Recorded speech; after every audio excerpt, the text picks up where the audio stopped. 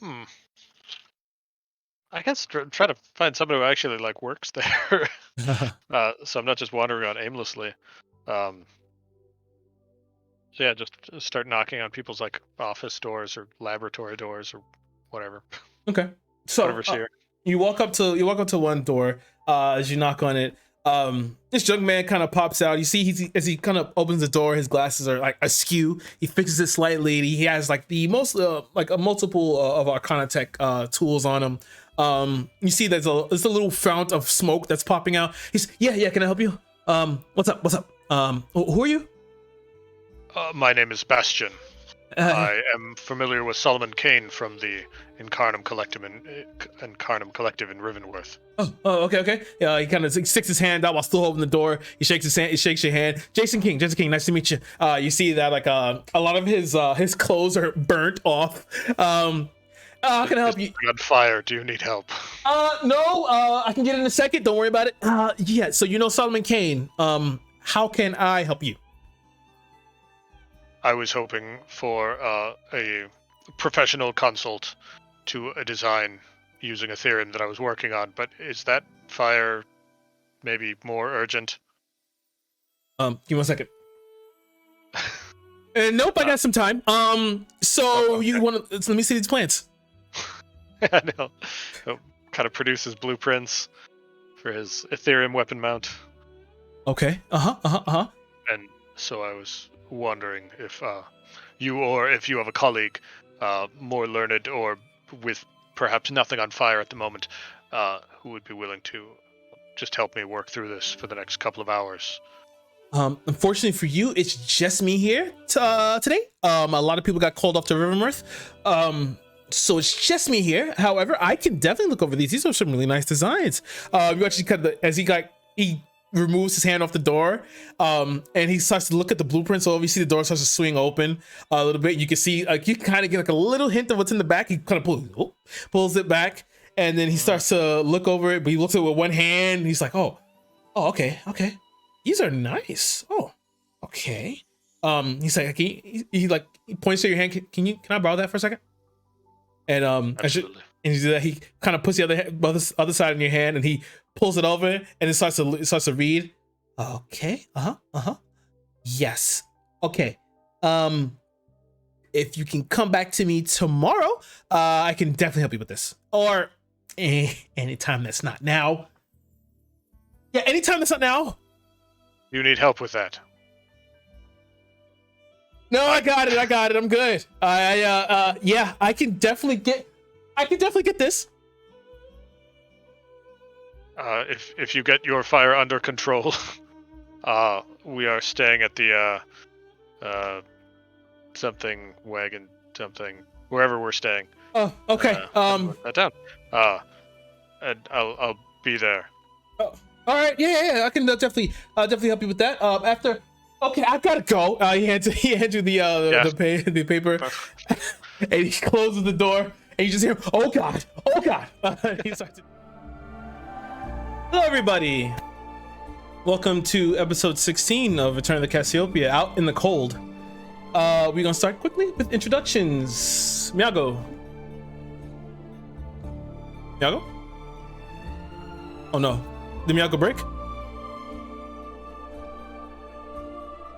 Okay, maybe he did break. Okay, Lavi, go. Hello, today I am playing Ilovia Blightfright Narvalu Nananthi, who is a Goliath Barbarian Warlock. We have next Josh. I'm Josh. I will be playing Rakan Debris, who is a fragment of a god who's trying to break free.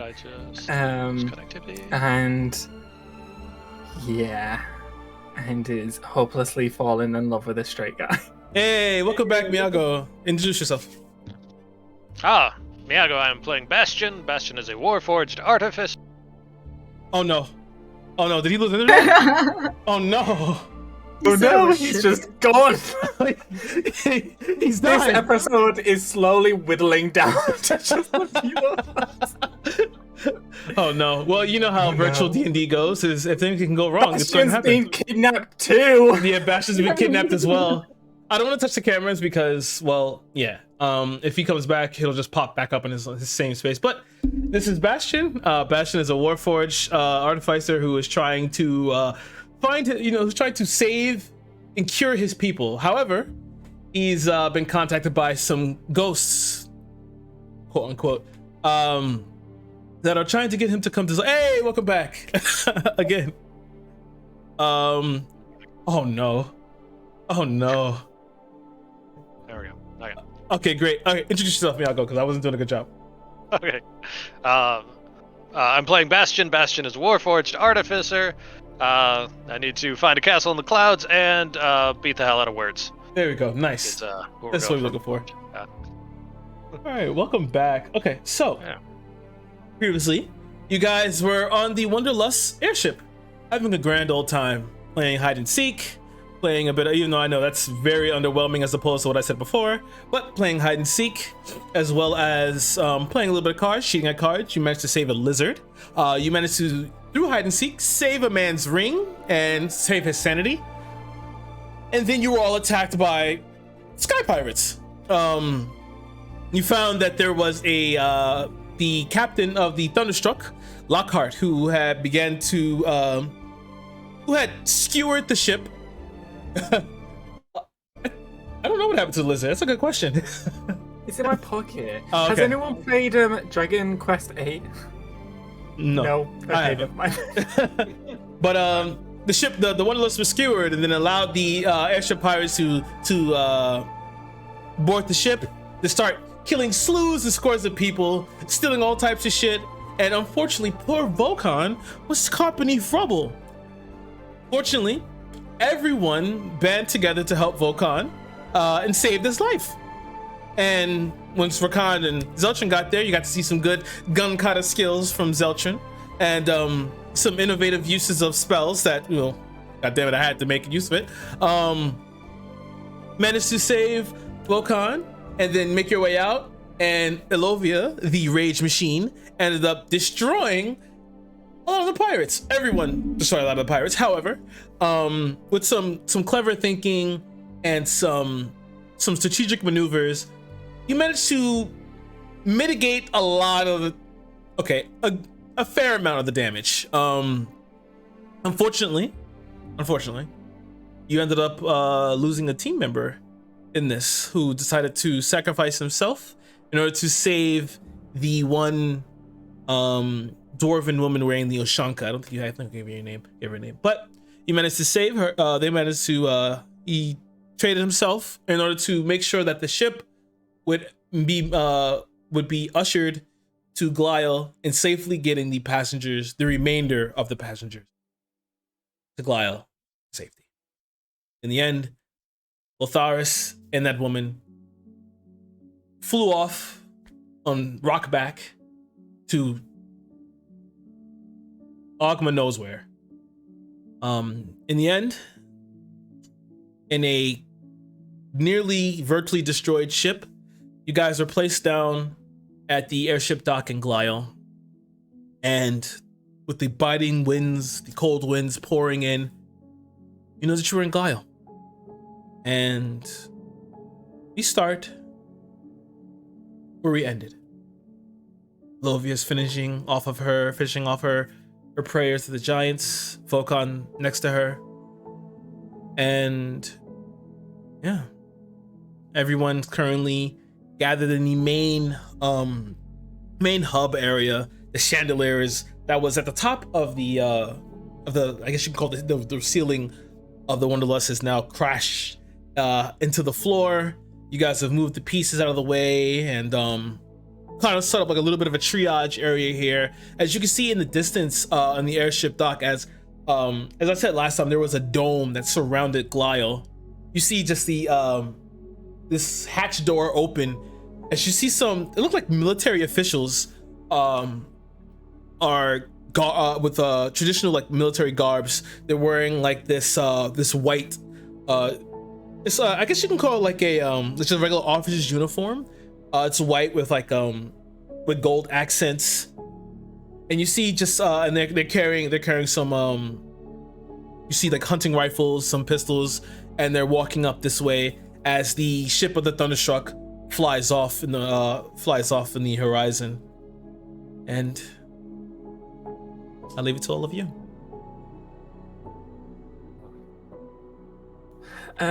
Well, I'm gonna try and look for my follower. Hopefully, he's not one of the dead. Okay.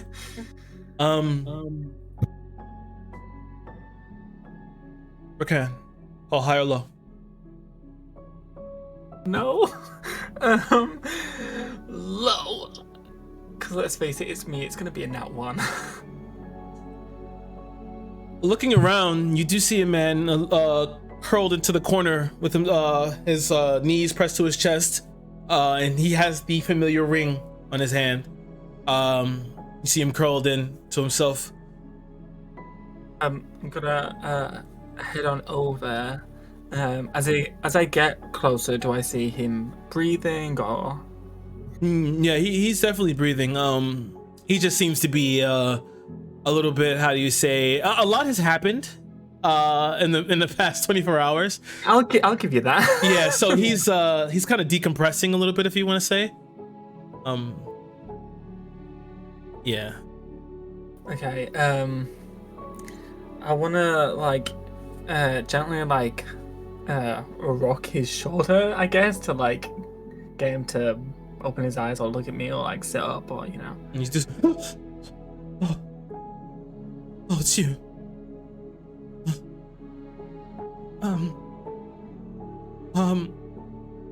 Yes. Yeah. Are you okay? I'm fine. Are you sure you don't look fine? I thought I was dead. First I thought I lost my wife forever, and then I thought I was going to die. People did die in front of me. I've never seen that. Yeah, lots of people did die, that's very true, but you didn't. Thankfully me and my friends managed to get us safely down. Are military people still coming in and stuff? Yeah, they're starting to maneuver in. They start checking on the people and things. Olivia? Yeah. Yeah, I just want to specify, I'm helping them, move the bodies, cooperating them, telling them what happens, Okay. stuff like that. Okay, great. Yeah, they definitely accept the help as they're starting to take people in. They're starting to take some people's names and things like that. And you see that there are some tourists and there are some citizens of Glio mixed in between the groups as they're starting to maneuver and take them out. Just out of curiosity, did the Dragonborn guy? Oh, let's see. High or low? I don't really care about him. I'm just curious. Okay. So any of you choose. All right. Yeah. You don't see him currently amongst the people. Amongst the bodies or amongst the people who are alive? And so amongst the people who are alive. Okay, but I laid out. Do I need to roll for investigation to make sure I have all the bodies or something? Yeah. I don't know if you did you go all the way down to the bottom of the ship? Like that? Well, yeah, she spent the entire time, the rest of the way to Glyle after the pirates left, just getting bodies and setting them out in the main lobby area, Okay. someplace where it's very big and open. Okay, so then yeah, you would definitely know that the Dragonborn did not make it. No. Yeah, All talk and no bite. Seems so. Yeah, he's amongst the dead. I respect him as a Lovia, but as a player, fuck him. It is what it is. Rakan? Yeah, I'm gonna say to the guy, there's official people here who are helping. If you're injured, they can help you. Okay. Watch as he slowly gets up and he puts his hand, he braces himself against the wall behind him. He stands up and shakily he starts to walk over to the other people that are being filtered out. I'll take his arm over my neck and help him walk. As I'm walking over. By the way, I never got your name. I don't even know if I gave you my name. I don't think you did. But he just That's very fucking rude of me. no. Rorin.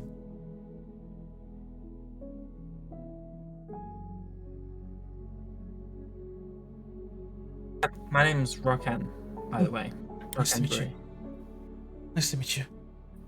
Huh. That's interesting. Your name sounds it's pretty funny. Oh, thank you. I try. And I'll give him over to the military people. And then yeah, I'm gonna are they like in the casino area mostly? No, this is like the main like hub area, like it's the main area where you're able to usually find out where you see like the maps of where the ship everything goes. This is where like everyone can congregate at first, and you can just filter out about the remainder of the ship. This is like the first floor. Okay, I'll just like not shout because I was probably dead silent, but I'll just like say to my party and whoever wants to listen, the nosy Parkers, that I'm gonna go check the other areas, see if anyone's like trapped or need any help. Okay, I'll go do that. all right. Give me an investigation check during this. Lovia was pretty thorough, but let's see if she missed any corners. I doubt an 11's gonna get anything she missed. Lovia was pretty thorough. You don't see any bodies. Then I'll just start helping with the main group. Okay. Bastion, what are you doing? Bastion's gonna head back to the room that he and Lotharis were in, and gather all their stuff. Okay. He'll gather up his things, his blueprints, the thing he was working on, and then any of Lotharis' effects that he may have left behind. You do so as well. You do so and make your way back out. Yes, Rakan? Okay, I'd like to change my answer. Okay. I'd like to go back to my room and see if my novel survived. Wow, natural 20. Your novels did survive. Okay, I'll go and pick it up and put it in my bag. Okay. I don't know why I'd leave it in my room and not put it in my bag, but I just thought, oh shit, what have I left it in my room? And then I'll go back to helping. Yeah, you grab, you come back out, and you just like a little celebratory, like yes. As you do so, Zelchin's like, oh, good. Glad it survived. It's a good one. Well, I want to see if there's a happy ending. Yeah, right. At least, I guess I'll walk with you. Nothing else. He takes one last look in the room. We got everything we needed. He walks down with you. At this point in time, you see as like now a lot of the people are gone and out of the airship. You're amongst a few others. Are there a few remaining in here? While you're walking down, Lovia, you wouldn't have seen this. But Rakan, you see Angus Baxter. That was the guy who gave you the hide and seek game. As he kind of walks down, his suit is like covered in like sawdust, and he's not as prim and proper as he was. But you see that he still keeps his cool a little bit. He wipes his hair back.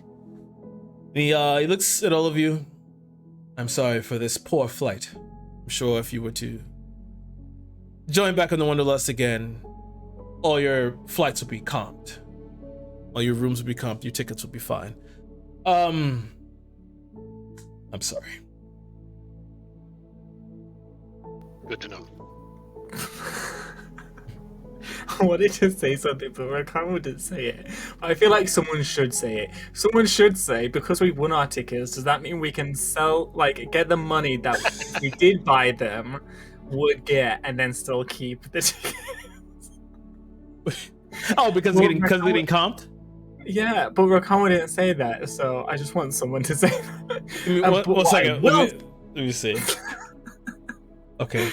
Zeltra's like, yeah, sure, man. Thanks. Pumped. And he looks at everyone. I'm gonna sell the fuck out of these tickets. Someone's gonna want these. But what I will say to him is, what? So you're not up for another game? He looks, and then you see he dusts off a little bit of his shoulders to no avail. There's still a lot more dust left there. No, I think I'm done with games for today. Look me up in a week's time. Was there no? What were the security measures exactly for the ship? We had some escape pods. I'm saying escape pods because I can't think of another idea for it. But we had some escape pods. We also had a backup aetherium engine just in case the first one blew out, which it did. There are also some extra propellers that actually come out of the ship. There are compartments on the side to help the ship slow its descent. But you didn't have anything. I mean, I this is my first time in a plane, so I don't know how prevalent sky pirates are. They're not that prevalent. But you know about them, I've heard of them. and you didn't think to take any measures to possibly stop them. I mean, what do you want me to do? The top does have cannons. What? The top has cannons. And Evidently, they killed all my men. Well, maybe you should have some What? Better bodyguard men? airplanes. Better men? What do you want me to do? It happens. Yeah, look, I mean, I don't want you to do anything now. There's nothing you can do unless you can turn back home. No. All I can do is recoup my losses and prepare the ship to fly again. Wow, do you not even care about all the dead people? No. Arkan.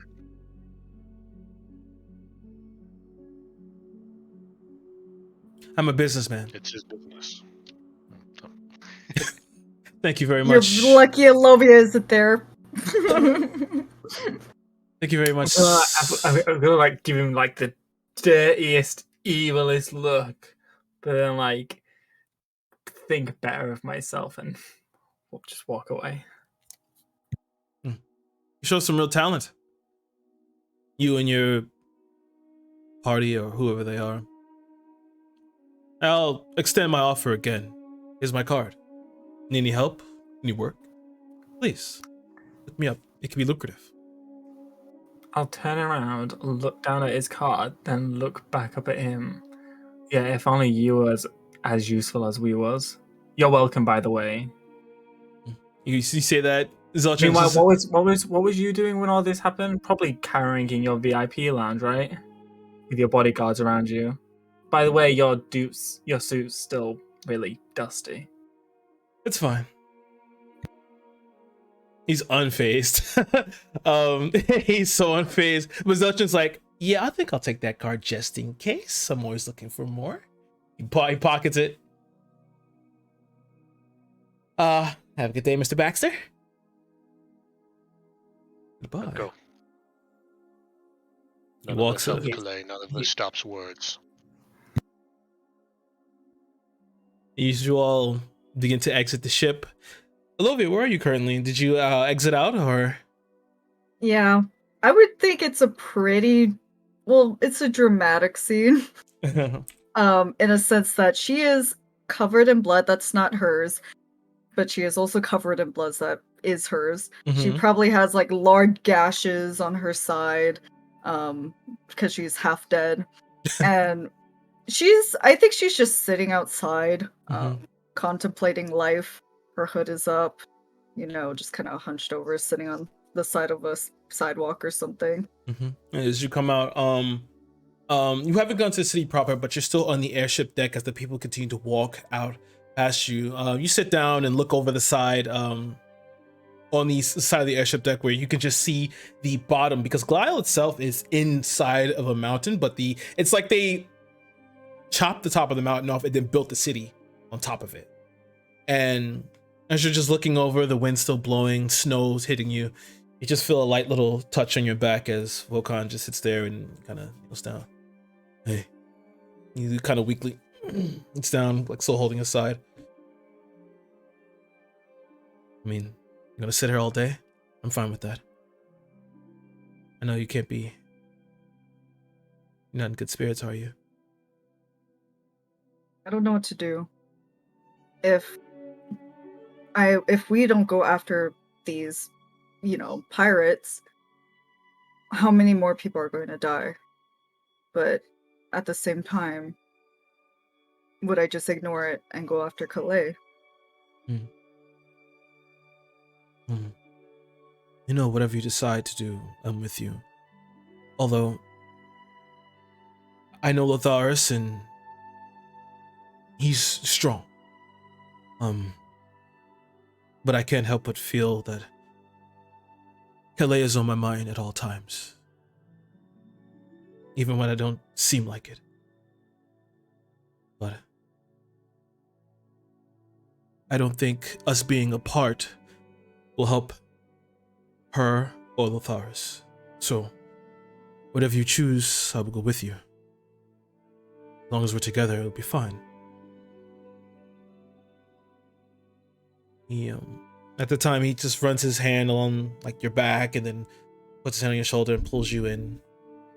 You feel just a slight little peck on top of your head. But I think it'd be nice for us just to sit here for a while. It's been a while since we've been in the cold and been so high up in the mountains. We should just sit here. Yeah, even though it's not home, it really does feel like it. It's calming. It is. He then just kind of envelops you. And it's been a while since, you've been in this type of temperature, this type of environment, and it's like Volkan's a little bigger than what you remember, maybe slightly. Maybe he has been working out a bit, not sure. But he just holds you as at the same time you hear some familiar footsteps approaching, and it's Rakan, Bastion, and Zeltrin. And Volkan, he doesn't turn his head. He just kind of buries it right here on the side of your neck. And just holds you.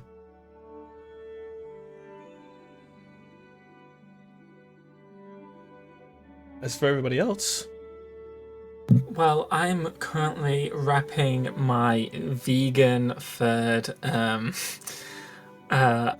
cloak around myself, and I'm currently shivering.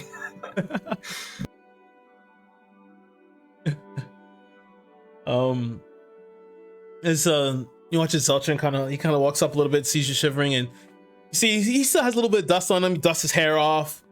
Ah, shit. And then he looks in his pocket and he's like, oh wait, I do have this brochure. He looks through it for a second.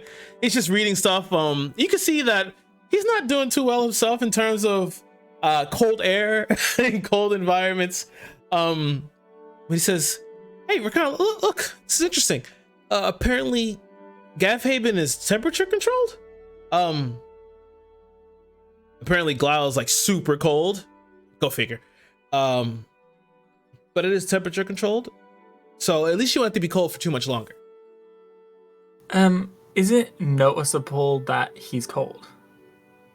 Let me roll a con save for him real quick. A little bit. You see him kind of shrug his jacket on a little bit more, and he bundles it close and holds it together. I'll take off my vegan furred cloak and put it over him. How you doing? What's this? You look cold. Oh, yeah, I'm good, man. Here, take it. I don't need it. No. You mean no? It's yours. Yeah, and you look cold. Just wear it. But you're not looking any better than I. I'm just gonna pretend not to listen to him and take a few steps forward. Oh, so you're just gonna ignore me? Okay, great.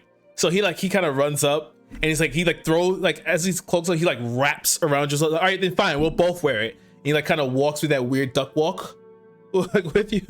So he's walking behind me with this. Yeah. It's fine. I'm just gonna since he can't see me, I'm just gonna smile to myself that he's this close. So yeah, you duck walk forward, and Bastion, What's in your mind? What are you doing? I'm more interested in what's on your mind. It's about 10 a.m. Okay. Do we know what direction the obelisk is in?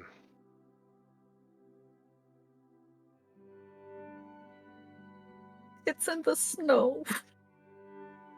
That's all the information Point in Olivia the has. direction and we'll go that way. So perhaps we search the city, try to find someone who would know of an obelisk in the snow. A place of learning, perhaps. Or if they have rangers or wardens that patrol the wilderness. Like Bastion wants to get going. Bastion wants to move forward. I respect that. Well, I mean, I can't speak for you guys. I mean, Rakan didn't take nothing that far. But I think it's best that we all rest. Maybe find a hotel or a motel or a Holiday Inn or you know, something like that. We can find accommodations. Then let's try to find where this obelisk might be. We could spend the night here, but we should get moving. Words is on the move. Is there like a signpost that says nearest city 5 miles or? No, you Or are. are we like in the city now? You are in Gap Haven. Yeah, you're just on the airship deck. No way. All right. You see, That way, the marigold. Gap Haven has its own airship deck. So you guys begin to walk forward and head your way while Volkan still holds Olivia. You want to stay here, or do you want to go inside? I'll stay here for a little bit more. Okay. And you watch as he keep going, guys. We'll catch up later. I'm just trying not to trip over Zelchan's feet as I duck walk. So you see, as you begin to walk up the airship deck and begin to enter into what's called the face. This is like a airship terminal in general. As you make your way in, you see that inside the dome itself is marble flooring. There are shops and centers all set up. You see that the people that you saved they've moved the triage area into here, although the amount of people has thinned out. You can make assumptions that the people that have thinned out are people that already live here in Gap Haven. As you are in the airship port, you see mostly 2 stores that are still open and available. That is one that's called Bilgo's Souvenirs, and the other one that says Cloudwalkers. In front of the Cloudwalkers, there is a woman. She has like this blonde hair. She has a looks like another like soldier's uniform, except it's very proper, and she has like these cuffs of wings on the side, little silver cuffs at the collar. But you see in between that, there is another little tunnel that seems to go downward into the city.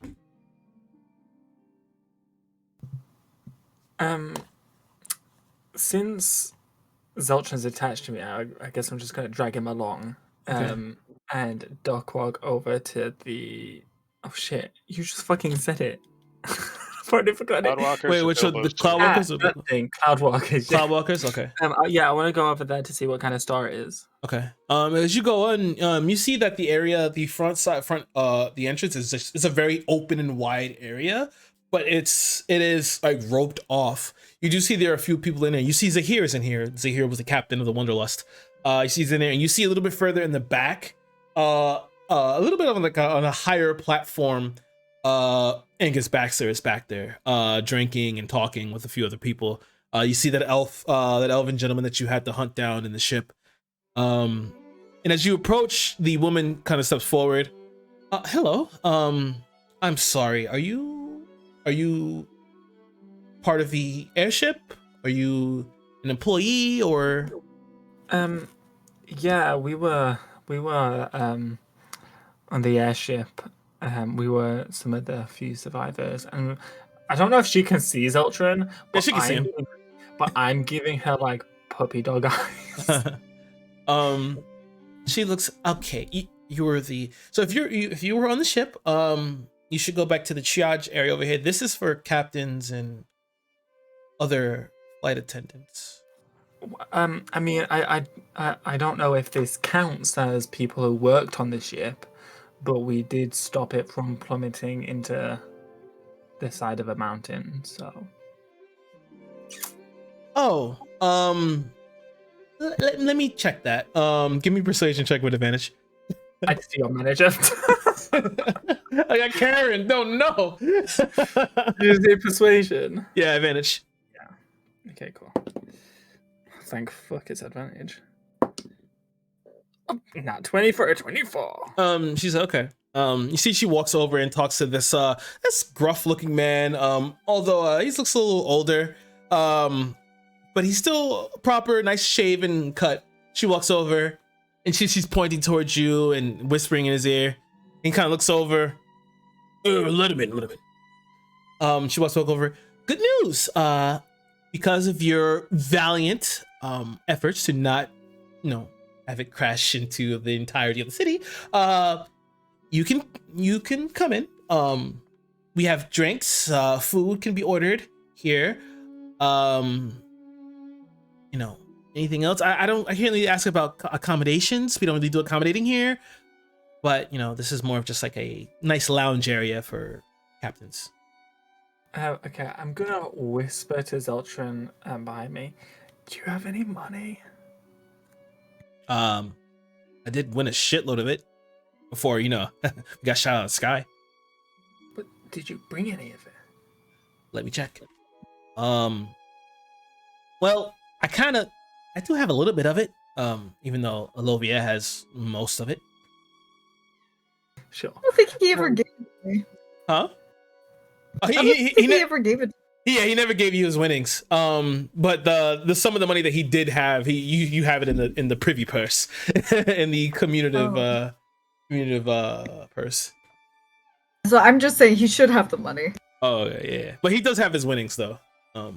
It's just because I was looking at my character sheet and I was like, I'm a humble druid with no money. No, it's all in Mommy Lovia's. It's all in a community pot. Yeah.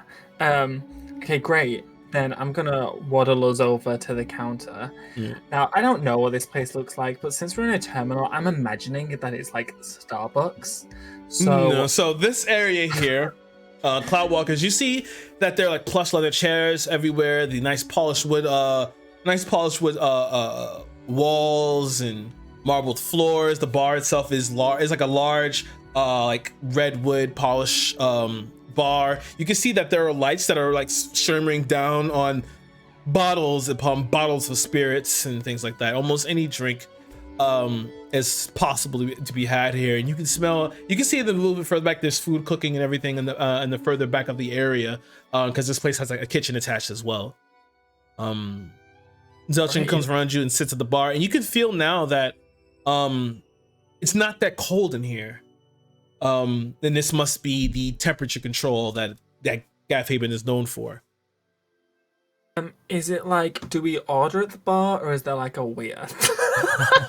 Well, since you're sitting at the bar, you would order at the bar, but if you would to sit at the tables, you can sit at tables. Okay, yeah, I'd like, if there's a spare table, preferably a booth, I'd like to sit there. Okay. You find the time to sit in like this nice like circular high back booth with a nice table in the center, rounded table. She sit down, and another waitress walks over, and she just, despite being at the Elegant Bowl, this place has just like a normal paper menu, really. You see it's blank. Oh, waitress, the menu's blank. It's just you just gotta think about it. What do you want? Oh,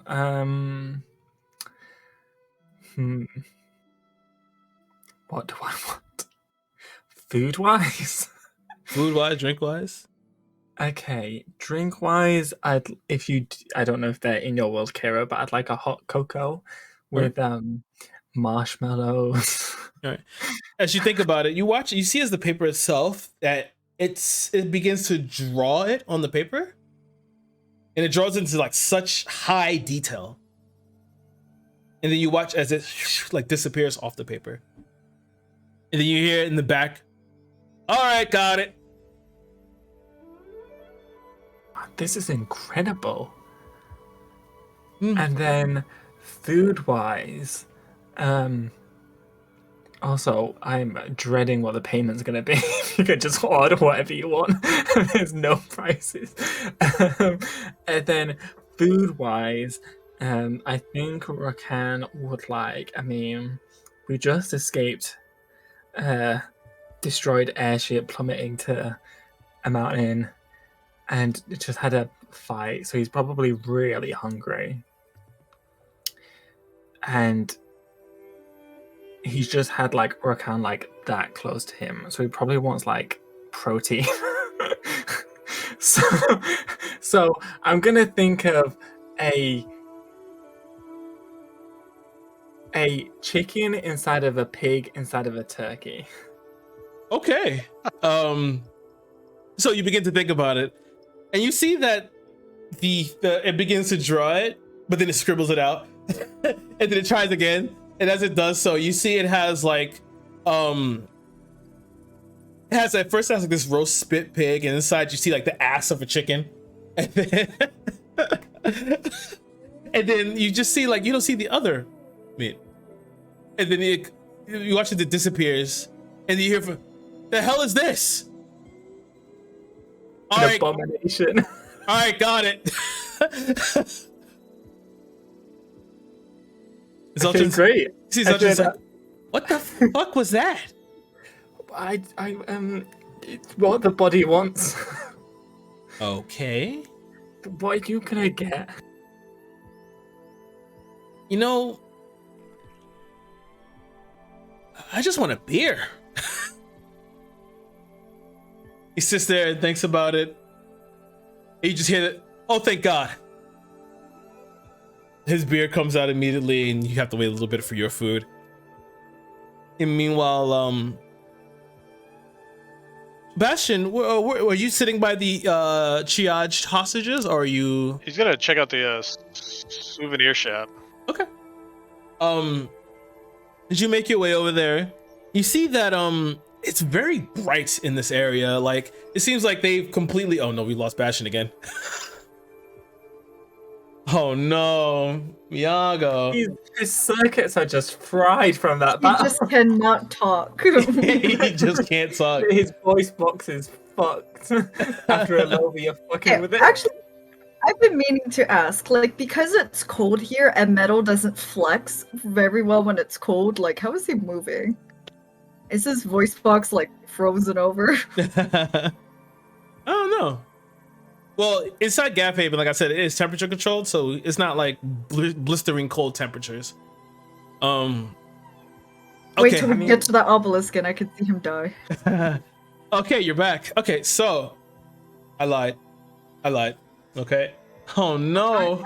I always imagined that he would just get a downgrade and then he'd just go off of steam. And so as he walks, you just hear poof poof and just. That would be clouds of steam. super cool. All That would be really cool.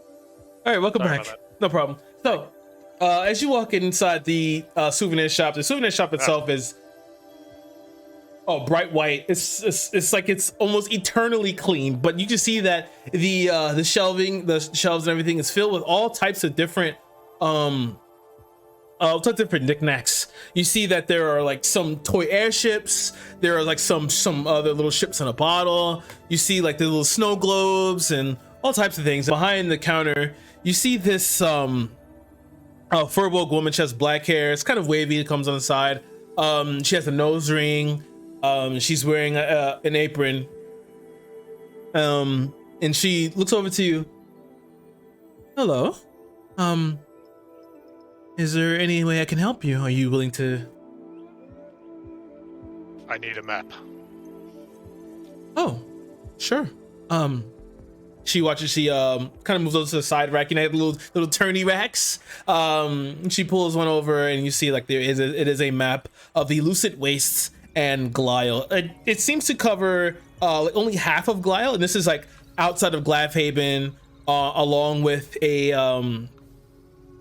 some other extra areas than the Lucid Wastes. And you see it kind of ends with a twisted road toward a lake.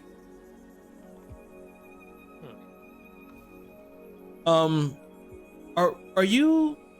Did you come off the airship? I'm assuming the Wanderlust. Affirmative. Oh, affirmative. Whoa. Okay. Well, it'll be 10 gold for the map.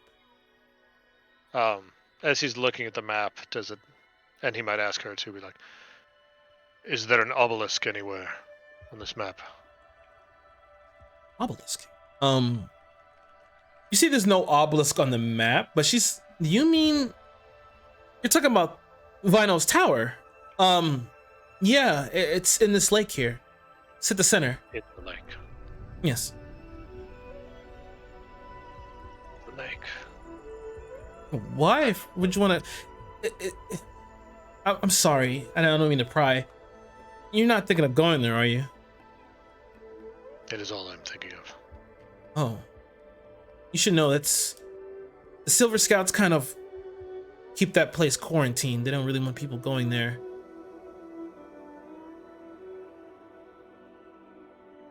Maybe reasoned with these Silver Scouts.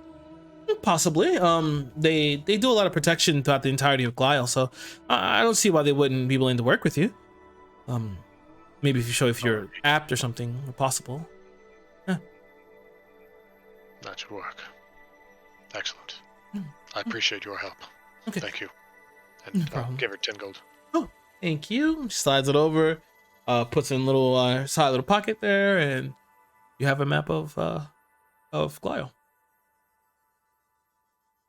Come back out, and by this time, Rakan, your food has come out. And it's just as you thought it was, because you see it's just a roasted pig with like, but they didn't give you like a full chicken ass. They gave you roasted chicken. But it's an entire chicken. Unfortunately, it's not deboned, so it's going to be a little hard for you to eat. It's going to be some work to eat that thing. Yeah. To be fair, I think he just got a bit overzealous. I think so too.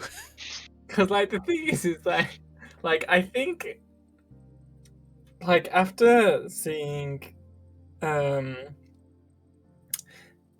with that girl and everything, and that obviously put him in a really like upset mood. Mm-hmm. But then like after the fight and everything and working together, and then him being intimate like that with the whole rope thing, like Rakan's like testosterone is just pumping. And so like despite this horrific accident that just happened that he totally cares about, he just sat there like with a huge grin. If this was an anime, his nose would be bleeding, and he's just like chowing through the meat. As you're doing that, you watch as like Zelchin sticks his fork in and starts to take it. He's like, "You're not gonna eat all this by yourself. I'll help out." That's part of the reason why I didn't order anything. I knew you'd go just a bit overboard. He starts to eat alongside with you. So you have this information, Bastion. What will you do with it? Find the others. It's not too hard for you to see where Zelchin and Rakan are. And you can look over just beyond, because the dome is see-through. It's like windowed dome, and you can still see Vokan and Elovia still looking over the side into the white abyss. All right. I'll approach Elovia and Vokan first. Okay. They're a little more serious. Is the railing like metal? Mm-hmm. All right. So, as Bastion is approaching, you just hear a loud dong as Elovia's forehead hits the metal, and she's just passed out. Oh no. She's unconscious. Oh no. Vokan. Like Is Xodius. bleeding, by This the is, way. oh my god. I didn't. Damn it. She always does this. He scoops up Olovia and hoists her up, and the true Princess Carrie. Bastion, I guess we can walk and talk. Did you find anything? I have procured a map that should lead us to the obelisk. Excellent. It apparently is within a lake. Lake. It is guarded, however. The civil authorities here do not want people approaching it. I believe they can be reasoned with, though, considering the circumstances. Oh, good. I know.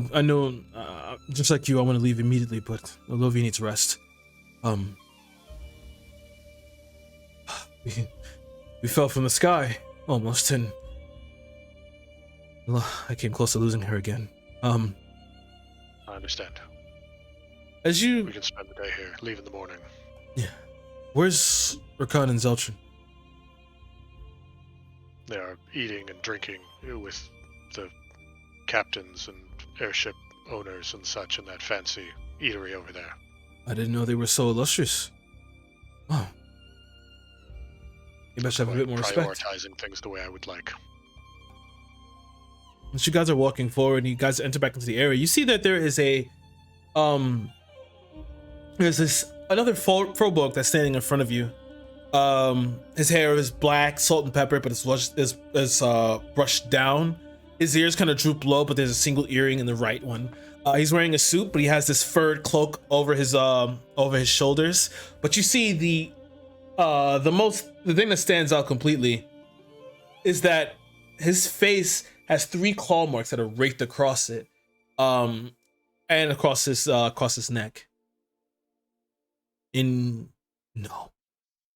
Okay. Oh no. We've lost Bastion again. The thought of the snow is really getting to him. He doesn't want to deal with that. But yeah. As you guys are enjoying your meal, okay, Bastion's back. So you see a Furbolg standing in front of you, salt and pepper hair, but his face has the 3 claw marks raked across it. It's long since scabbed over and healed up. They're very, very old scars. And you see as he looks towards you, if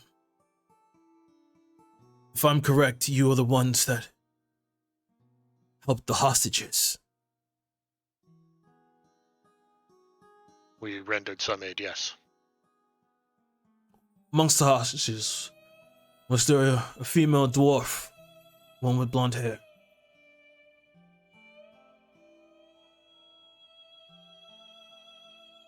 What color was the hair of the lady we rescued?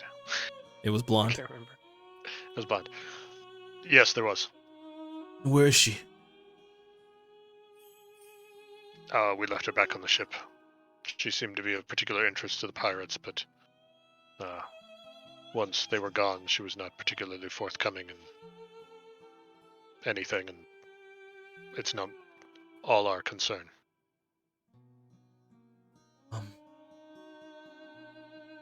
So she's on the ship currently? Well, she could have disembarked since we have. I've looked amongst the hostages. She's not here. Oh no, did she get taken away with Lotharis? God She damn it. did. My brain is not firing correctly. Sorry. It's all good. Bastion's smarter than I am.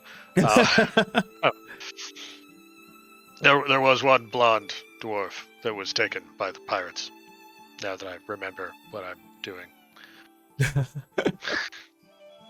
It's all good, baby. It's all good. She was taken. No. Indeed. The Thunderstruck was the name of the pirate group in question. You see as he kind of like runs his hands through his hair for a second and... Shit. Thank you. And annoyingly, you watch as he turns around and begins to walk away. Yeah, he begins to walk away, and system update, and he begins to stomp down the hallway. You watch as he begins to goes on the hallway. You see that the familiar military figures before with the white suits all turn to face him and then walk with him as he begins to head down the staircases. But as you walk back in, Vulcan's, I guess whenever Zelch and Rakan are ready, you might want to call them anytime soon. I'm not sure.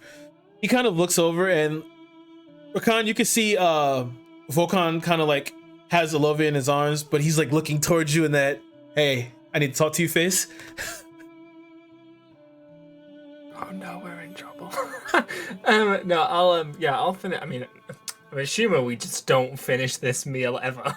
Yeah, I don't so think we're I'll finish it, like, not get myself full because I don't want to be, ill. So yeah, and then I'll put my knife and fork down. Wait for Zelchin to finish. Down my hot cocoa that I just haven't touched. Probably choke on a marshmallow. And yeah, and then when Zelchin's ready and paid, head over with him. So you see as you get up, and Zelchin, there's still a lot of this thing left. And he's, yeah, no, you're crazy. You think I'm leaving this? He picks up the plate. He starts to walk out, and he's like, shit. And the waitress walks over. She's like, yeah, that's gonna be 600 gold pieces.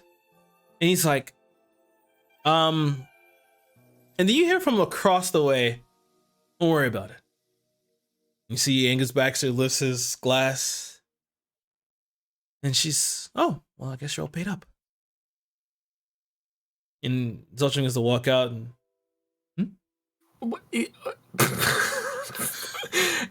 Sorry, was that like the captain or the asshole? that was the asshole. Oh, what a dick.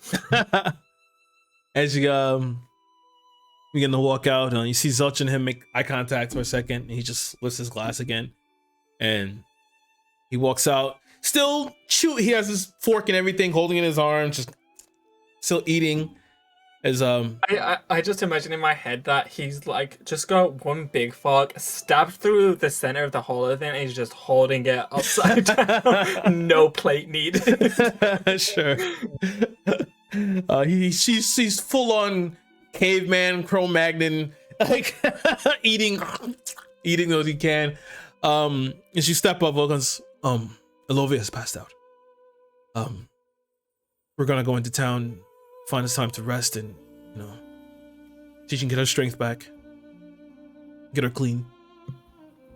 Yeah, I think that's best for everyone. You all begin to walk through this corridor and make your way down. As you continue to make your way down, you see that as you step on the fourth step, it begins to take you on its own. These stairs begin to move. It is an escalator. As it begins to take you down further and further, and you can see as it's at first just a complete tube of marble. Before it changes, and you see it turns into glass. You can, as you're descending into the city, you can see that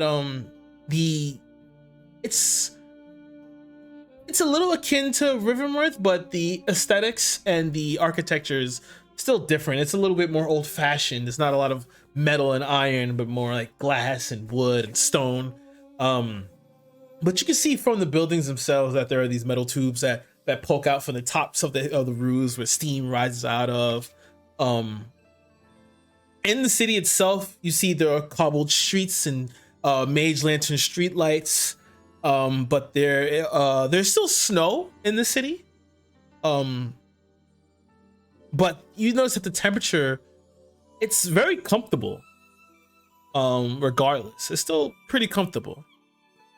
And as you begin to make your way down, you see that there are all these tarot cars that are driving around, moving around. You can see that there are these two-wheeled vehicles that are being driven around with motors and such.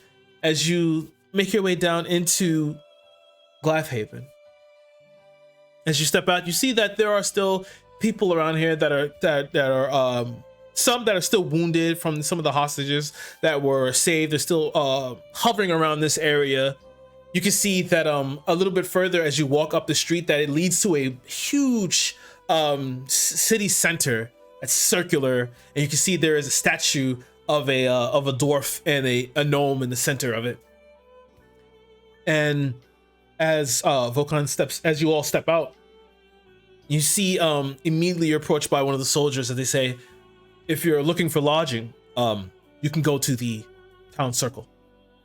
This is called Duraik Square, even though it is a circle, but this is Duraik Square. Anything, we've kept a lot of people in the taverns here. However, there should be lodging for everyone, need be. A lot of the people that have already been disseminated into the city are residents of Glyphaven. So you were to go into the square, you could find almost anything you need. There's shops. If you need to replace any clothing, anything. Please. You've all been through something terrible. You should all rest. I appreciate it. Yeah, thank you. We're on our way to do that now.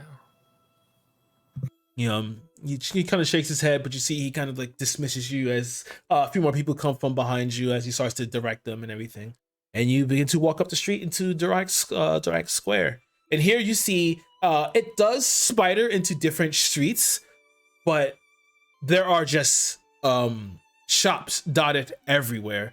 You can see that one of the there's a tavern called The Lodge that is completely lively. It's made of like this black and gray brick and wood, but it has like a nice little illusioned motif of a log cabin house, little smoke rising out of it. You can see in the inside, in between the windows, there are people sitting at tables, and as waitresses bring drinks and all sorts of things. You can see that it's multiple stories high, showing that there are multiple floors for rooms and such. And Volkan immediately says, that's where I'm going to go. I'm going to get her situated and maybe get a drink and find her some food for whenever she wakes up. I'm tired after all that food, so I'll follow him to get a room. Okay. You guys immediately step in, and this place is really homey and warm, much warmer than it is outside due to the fireplace that's here and the mage lights that are swinging from these crude iron chandeliers. And you can see that a lot of the aesthetics here is made to be old-fashioned. You see there's a huge polished bar in the back, and then there's a set of stairs that ascends, that goes upwards. As you come in, you see there's a man behind the bar, like handlebar mustache and really, really bright white gray hair. But you see as he kind of hops down, as he was a halfling, he comes from behind the bar. He says, "Oh, hey guys, welcome to the lodge.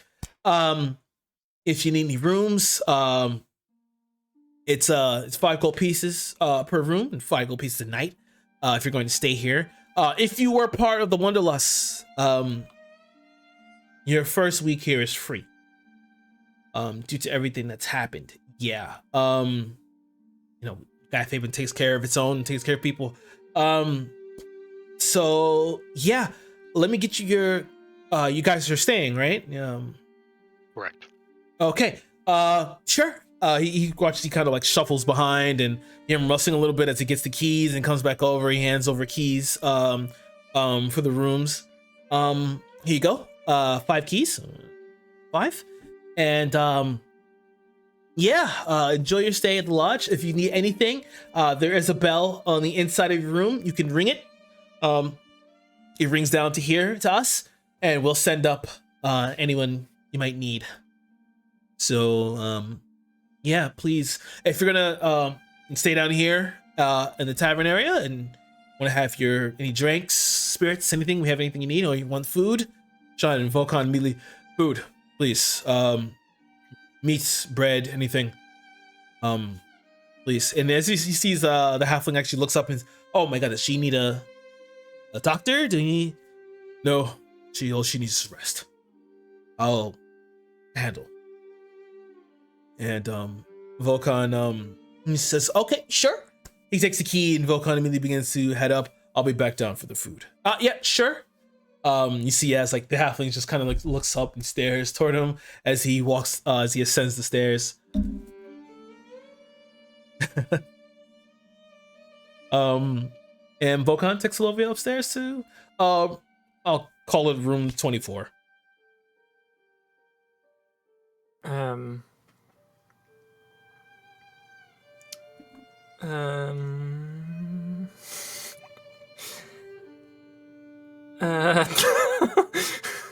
Yes. I'm gonna I want to do something, but I don't know if I should or not. Do what? It's more of a, I know I can do it. I'm You having don't know a if you moral- should do it. No, I just having a moral dilemma. Okay. But I don't want to stop the flow of roleplay. I'll just go to bed. You sure? Well, then, Yeah, then how about this? Since you so stuck on it, we'll jump to Bastion real quick. Bastion, what are you doing? As you're handed your key. Bastion will find his room, drop off some of his gear, and then he'll try to get a decent amount of the money off of the unconscious Ilovia, Okay. and inform Volkan that I'd like to go see the nearby shops and see if there are any supplies we need. I know you biologicals require a great deal of accoutrements to survive in the cold. Yeah. Rakan and Zelch look, they were having a hard time out there. Sure. I think that'll be fine. Olivia and us are fine. Use her message gem if you need to get a hold of me. I should be within range. Yeah.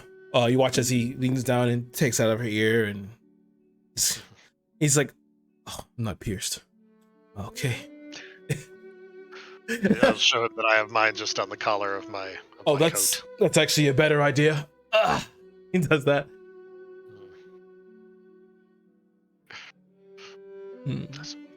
So yeah, Bastion's intention is to get as much stuff ready as we can so that we can just hit the ground running tomorrow morning.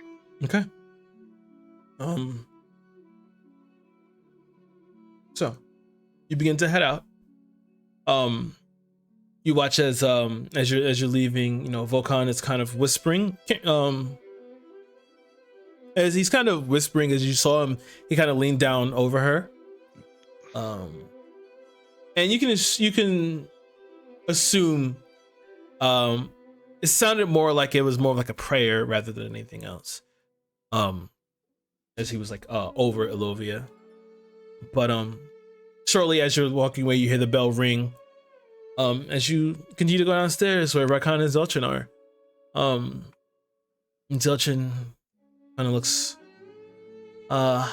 hey, I made a drink real quick. I don't know if you want to drink or anything like that. I know you don't really drink. Did you enjoy it last time, or? Yes. When have I drunk? Do you mean when me and him went out? Yeah, you had water, didn't you? You just had water? I think I just had water. No, you did have one. You said you had one drink though. Well, since we didn't roleplay that, sure, I'll have a drink. Sure. And as Bastion comes down, hey, where you going? My intention is to procure supplies. It is very difficult for you biologicals to traverse tundra. Yeah, but fuck all that for now. Do you want a drink? I can have time for one drink. Okay, sure. Bartender, round, please. Bastion, you seem to be a bit more, I want something different today. Give me an idea.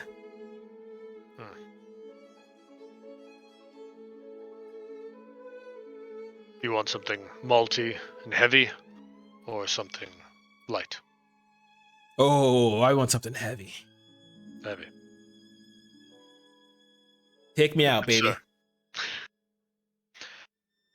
I would like a barrel strength bourbon aged in stout barrels, if you have something that would fit that description.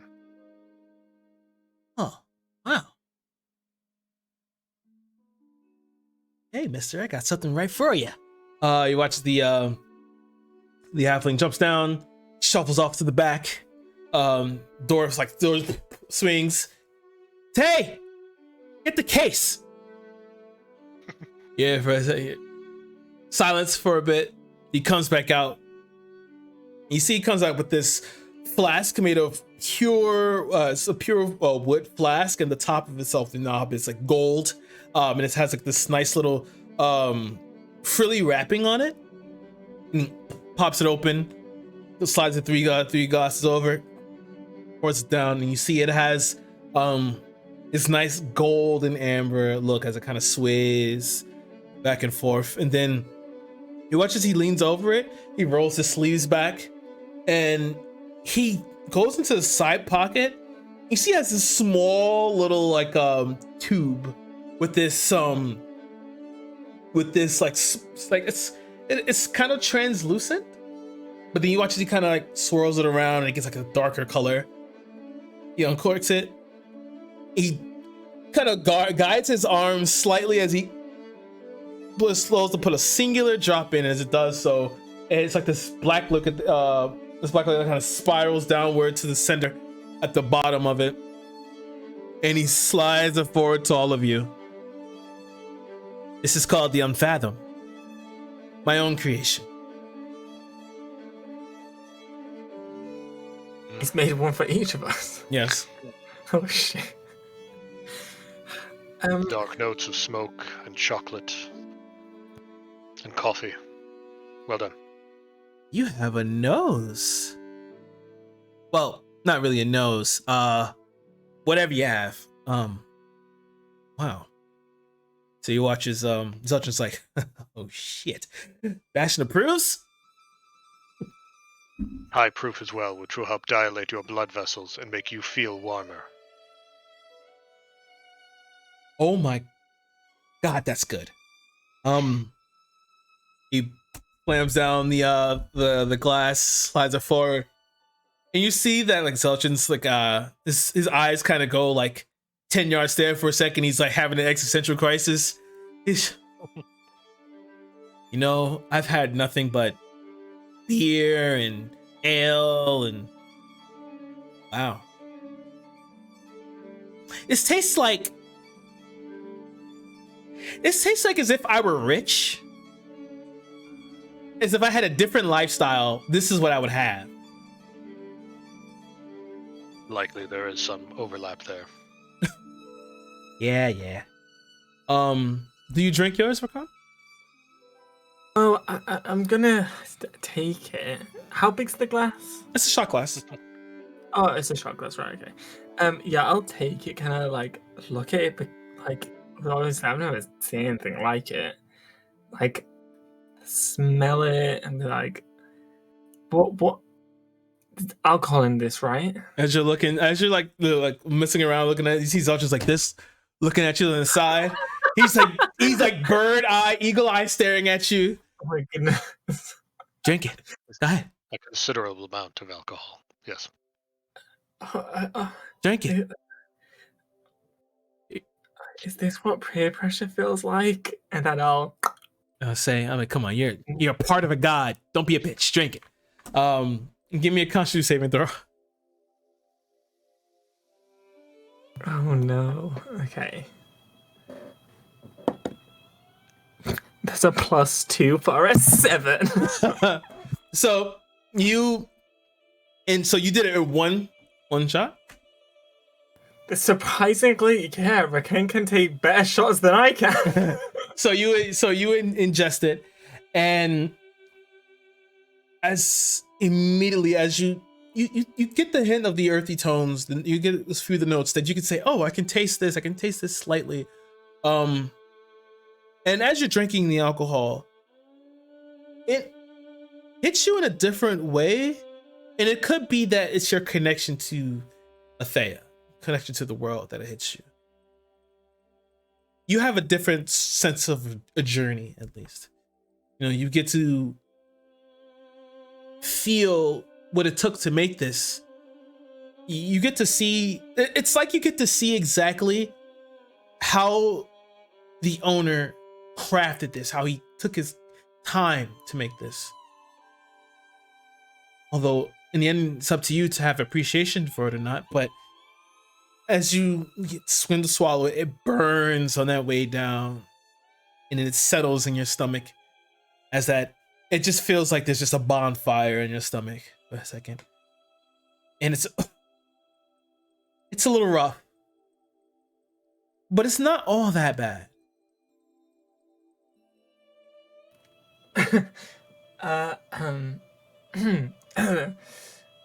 That's well, a lot of love into that. Indeed, that's why we sip it slowly and not shoot it like a teenager who wants to get drunk on mom's cheap vodka.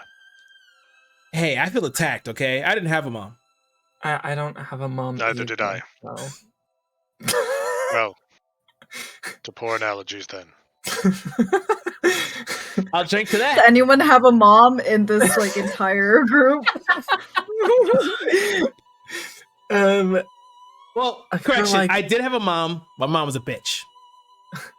I kind of like go to like grab my chest, like feel it like burning inside. That's the Kentucky hug. It was nice. Right? See, that, you know, a couple more of those, you may get your first chest hair. Can I have another one? You want another one? I think But so. don't spend too much. Well, bartender, you heard the man. Get him another one. We just survived the airship. And he's okay. And he begins to make another. Slides it over to you. Zeltrin's like, keep him coming. As he slides over one to Zeltrin, and at this point in time, Bastion, I'm assuming you get up and you begin to head out. Yeah. All right. You leave the two kitties there to drink as you head out back into the town. It's hitting the afternoon here now, early afternoon, and you can see that a lot of the stores are completely open. As you look around, you see there's a few shops here. You see one that says the Fantastic. You see one that's called Enrapture, which is a clothing store. You see like a nice little threading and needle on the top of it. You see one that it has a motif of a mountain and like a foot walking on it but slipping, and then it says "Watch your step," but it's STEPPE. Then you see the lodge. Then you see that there's another club here called Rings, and you see that inside everyone in there is smoking stogies and dressed to the nines and ascots and all sorts of things. You see another store called Eternal Shine. You see this has like a jewelry motif in here. And you can see that from where you are that there are a lot of display cases filled with jewelry and necklaces and bangles and such like that. A little bit further back, you can see the familiar sign of the Incarnation Collective. You see the Guyfaven branches here.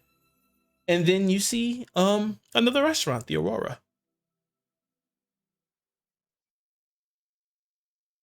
Collective. Let's try this watch your step. Okay. You make your way in as and through the storefront. The door itself is made of glass, and there's two glass panes in the front in this brick building. And inside you can see that there are multiple shelves and turnstiles and all such inside, with some clothes and knapsacks and all types of things. And as you walk in, you see that there's a dwarven woman. Her hair is pulled back into a long ponytail that kind of sits over her shoulder. She's just bright red hair, green eyes, but she's wearing just like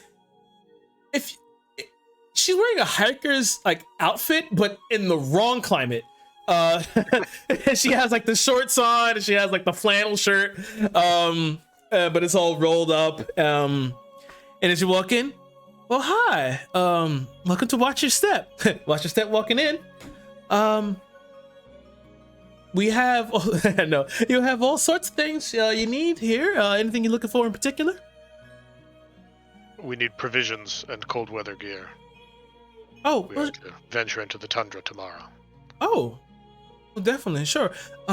She begins to walk around as she starts to pull stuff off of the shelves, and she puts like a book bag and like a wrapping of like of actual like actual fur cloaks and different cold weather clothing. She wraps it up and places it down. She gets these tins of rations. How many rations were you looking to buy? We have 2 Goliaths and a human and a tiefling that will need provisions. And can I tell with my map roughly how much time it should take to reach this lake? Give me. I think it'll be a survival check. Yeah, that's Can I right. say? Yeah. Probably. What is that? Oh, a 7. 7. I might ask her. Yeah. Like, bring out the map. Be like, I am headed here. Oh, you're heading to the. Oh, okay. You know that place is quarantined, right? I do. Oh, all right. Regardless. It's a few days travel. All right. I will want provisions enough to get there and back, and then double it in case we run into trouble. All right, all right. You see, she just starts to pound on the tins. Like she keeps putting it up, stacking it up there. High-calorie foods. And she kind of looks up. She kind of stands up and looks over. Honey, you weren't gonna go there, by foot, are you? Is there a better way? Yeah, if you head on down, there's a place called Down the Slope. They sell snow skimmers there. It'd probably be a better way to travel than on the feet, because I'm pretty sure that you most certainly die out there. I appreciate it. Thank you. Down the slope, you say? Yeah, down the slope. Very well. Any other suggestions you might have? Oh. I have not been here for several decades. Oh, well. Honey, I mean, I guess enjoy your stay? That is unlikely, but thank you. Maybe. I know you're trying to get out there and, you just want to head to this, you're going to the obelisk, right? That's the only reason why you're going to the frozen lake? The child is in danger. Oh, I'm so sorry. Is it your child? Surprisingly, no. Hey, he could adopt.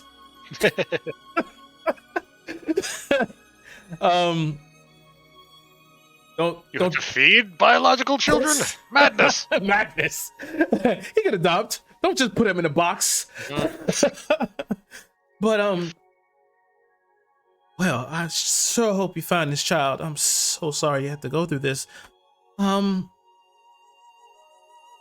if you find yourself in the area, or even if you keep your eyes out, I've been waiting for a shipment. A lot of the places around here have been looking for a shipment, a caravan that's supposed to come in. And they never came in. I know some Silver Scouts went out there to go help out, and I know they may be currently at the tavern, the lodge. I'm not sure, but if you keep your eye out, or if you're around that, I know myself and a lot of the other shop owners would definitely be willing to pay you for your services. We will keep an eye out. Please do. Are there any particular dangers that we should be aware of? Oh, well, most definitely Creatures not. common to the tundra. Well, if it's not the cold, I mean, there's ice gorgers. There's the Yeti.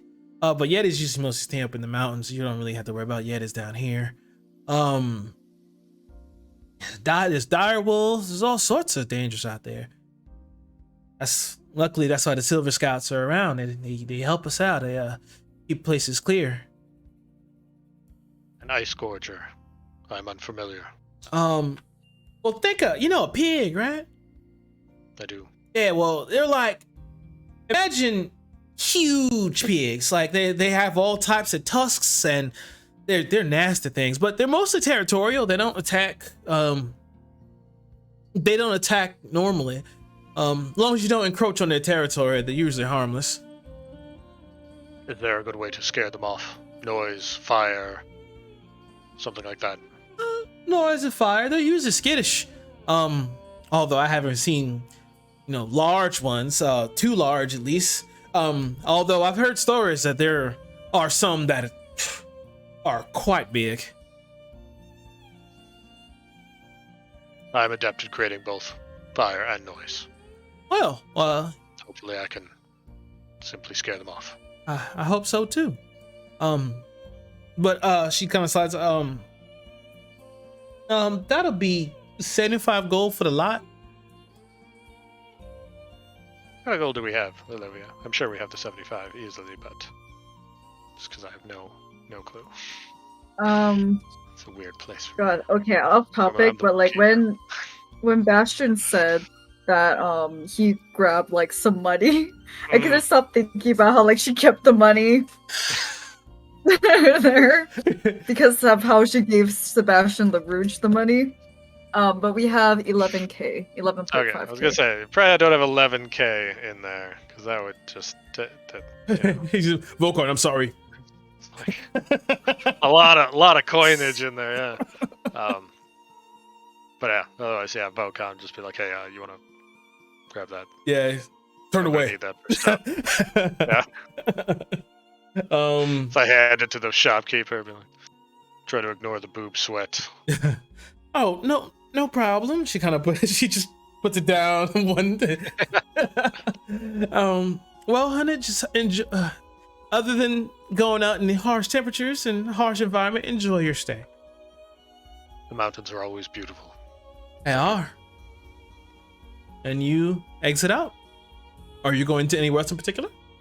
Down the slope. Okay. So, begin to make your way down to the slope. It's not too far. You see that there are multiple signs that point to where some of the shops are, and you head down. As you see that there is literally like a little bit of a sloping road. It's not that steep, but you make your way down there, and you see that there's a large. It seems almost akin to a warehouse. It's made of this building here is made of like steel shutters and things like that, but it's also a bit of stone. And you can see outside that there are these Arcana Tech vehicles that have like sledding, but they have like tires in the background, but they're like really like rough treaded tires. One in the front, one in the back, and it all has sleds on the side with a motor in the back. And you just see it's just down the slope.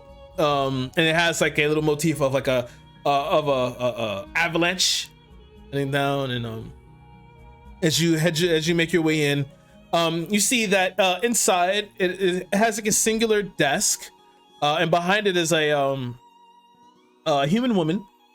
She has like brown hair. She's a little looks a little older, maybe in her 40s or so. Brown hair. She has earrings all down her ears, and she has rings on her fingers. Nails are nicely painted, and she's also wearing like this. She's wearing like mostly just slacks and a shirt. As you walk in, you see that there's a man sitting next to her, but he's kind of like down, and he has his face. His hands are covering his face. But you see, it's mostly out of exhaustion. As she sits over, she sees you come in. Oh, hello. Hey, can I help you? I am looking to procure transportation. You're looking for a skimmer. I'm sorry, I'm a little out of sorts. Of course, why else would you come in here? My husband just got back from the Wanderlust, and he's a little shaken up. Usually he handles the business. I usually just fix the things. How many were you looking to rent? We have 5 individuals. I'm not sure how many can be carried by one of these skimmers. Oh, well, it's two per skimmer. So, 3 skimmers then. That's I'm sorry. Whew. Give me a second. That's 200 gold for the rental. Oh, 2 Goliaths. Oh, that's a good question. I keep forgetting your Goliaths. Yeah, who's in your party? We have like maybe like a Goliath and Rakan and a Goliath and Zeltrin, and then Yeah, it could that, do that. or It could something definitely do like that. that. Like we just don't put two of the heavy people on the same vehicle. Yeah. Making sure they don't need like individual ones. Yeah. Mm. Yeah. Yeah, It's we'll check the weight limit. it's 200 per skimmer per day. All right. What do we need to know about these machines? Well, let me just take you out here. Sure. And she leads you out to the back into the little garage area. You see that there was a few in the front that were kind of gated off, but the warehouse really opens up back here. You can see that there are more skimmers. Well, here's your throttle, and she shows you like the different the handlebar mechanisms and everything like here. Here's your brakes, and she gives you the rundown of the entirety of the skimmer itself. These here are some these here are heavily treaded, so they shouldn't really lose gripping here. That's what the sleds here are also here for. These are just to help you get through certain areas that may be a little bit too rough. Just don't take it out on ice. It could be a bit of a problem. We're working on something else, but it's not ready yet for it to be able to, go over ice effectively. Understood. But if you want to try one out, she hands you the keys for one of them. And there's like a little area where you can try and drive around a little bit, get the feel of it, get the weight, and just understand how to move with it. All right. Yeah. I'll give it a little go. Yep, you feel it, and it's no problem. It's really easy. So as you come back in, and she's like, okay, so that's is it 3? Okay, so that'll Tomorrow morning. Huh? We'll be leaving tomorrow morning, so Oh. we can come by and procure them then. Okay. Sure, we can just. Yeah, you guys are all heavy as fuck. Well, that'll be 600 gold pieces. All right. I'll put down the deposit for the rental tomorrow. And, If any of them are destroyed in any type of way, you'll have to pay outright for, but we'll talk about that price later on. Hopefully they won't be. as a curiosity, Yeah. what's the ballpark on that? Well, it takes a lot of parts and a little bit of elbow grease, and the fact that a lot of these parts have to be flown in. Look at about 3,000 gold pieces. We will do our best to take care of your machines. Great. Great. So, she pulls out these forms for you to sign here for each, and get you going. We'll have the keys ready for you, and you come back down in the morning. They'll be oiled up, gassed up, ready to go. Thank you. Tell your husband we did all we could to save as many as we could on the Wanderlust. As you say that, and he looks up to you, you notice it's the man that shot the pirate. Oh. And he, Lotharis gave the gun to? yeah. He looks up to you. He says nothing. You can see that he did what he did, but he's still in a state of shock. Just kind of molding everything over as to what happened. You see as he looks up, she walks over to him and like, hey, come on, dear, come on. She helps him up and kind of helps him to the back. Is our business concluded, or you need other help or anything else? Absolutely, you may attend to your husband. Thank you. And she takes him to the back, and you have procured the snow skimmers, and you are able to skedaddle. All right. Yeah. There was a fancy smoke joint, fancy clothing, and I might poke into the Incarnation Collective, but if you want to deal with someone else, do that. Right. Yeah. So we'll hop to Rakan and Zeltrin. You guys are Zeltrin's. You're nice. Well, Zeltrin is nice right now. And he's like, so, wow. Bastion was right. I drank like I'm trying to forget something. Hey. Oh God, what was I trying to say? I'm tired. Are you okay? I'm a little drunk.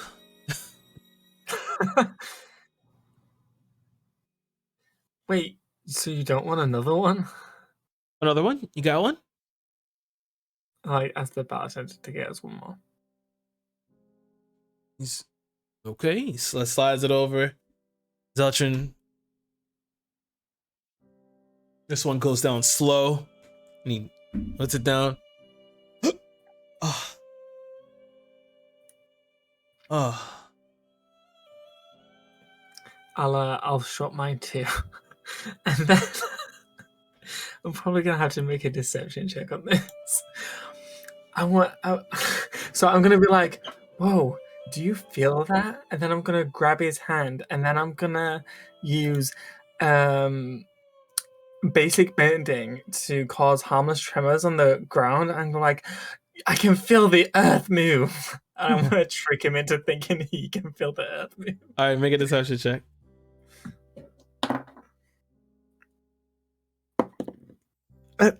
That's a 23.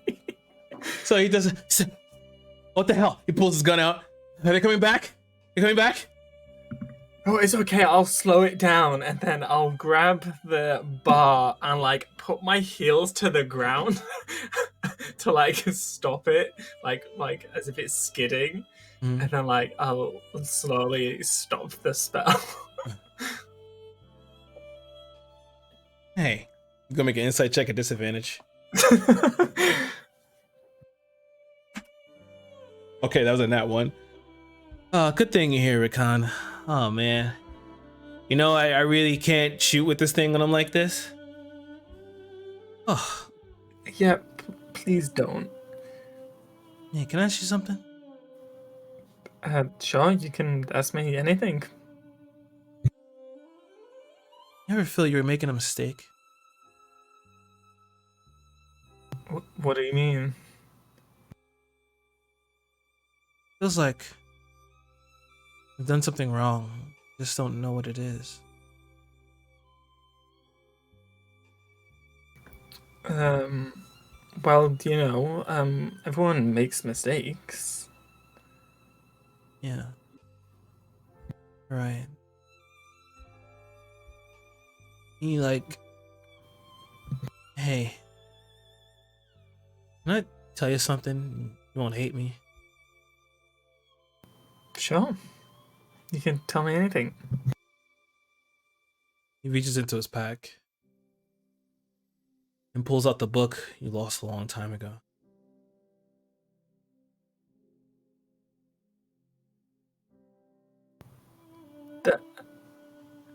Yeah. How did you... Yeah, I don't know. I just know I was walking and it appeared in my bag.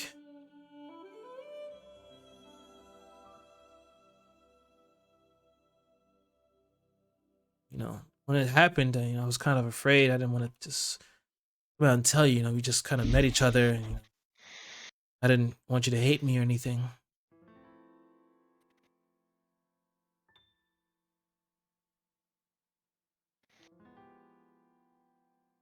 I don't think I could ever hate you. You should ask old Rakan that, not current Rakan. Old Rakan, I think, would have hated. But I'm glad. No, I mean, it's not like you took it on purpose. I mean, sure, you could have given it me back. Yeah. But I know you didn't do it maliciously. Well, here, I just wanted to give it back to you. It is yours. As for me, I feel a tremendous weight lifted off my shoulders. Bartender, I'd like another. It's celebratory. Bartender looks at you. I kind of whisper to him, make his a virgin, make mine a double. All right, gotcha. He does so. Hands it over, slides it, and you take your shot, and then Zulchin takes his. And it stays weird. It's not the same, but whatever. Oh, what do you know? You're drunk. You're right. No, I'm drunk. You're right. Well, I'm gonna go upstairs. He begins to get up, stumbles slightly, and begins to walk upstairs, stumbling. I mean, if you want to go after him, you can.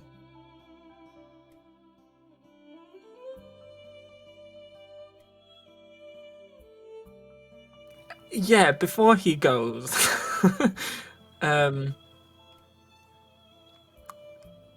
how good's your memory after you've drunk? That's a weird question. Well, I've never been. I mean, I'm not drunk now. I've never been drunk. I'm You're curious. not drunk? How many? Didn't you have as many as I have? Wow. I don't think so. Wow, your tolerance is up there. But you know what? That's what happens when you're the son of a god. What? Nope. You're an instance, right? I don't think it's best to try and work out what I am, especially in the mood you're in. You're right. I'm very confused. But you know what? Your tolerance is higher than mine. Hopefully, I remember not to play a drinking game with you. Or Bastion, because it's just not fair. But I assume my memory is probably gonna be shitty, so that's kind of the reason why I drink, right? Part of it. I'm just gonna look at him for a sec, like almost like I want to say something and then not, and then I'll just I think I'm gonna go to bed too. This alcohol's affecting me.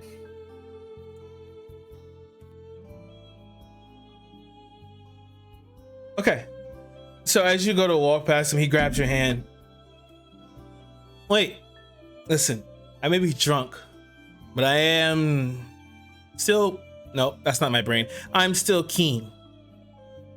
You had something you wanted to say, just say it. No, I mean, You're it's lying. fine. You're lying. Just say it. No, I mean, seriously, it's, you know. He pulls his gun. Say it.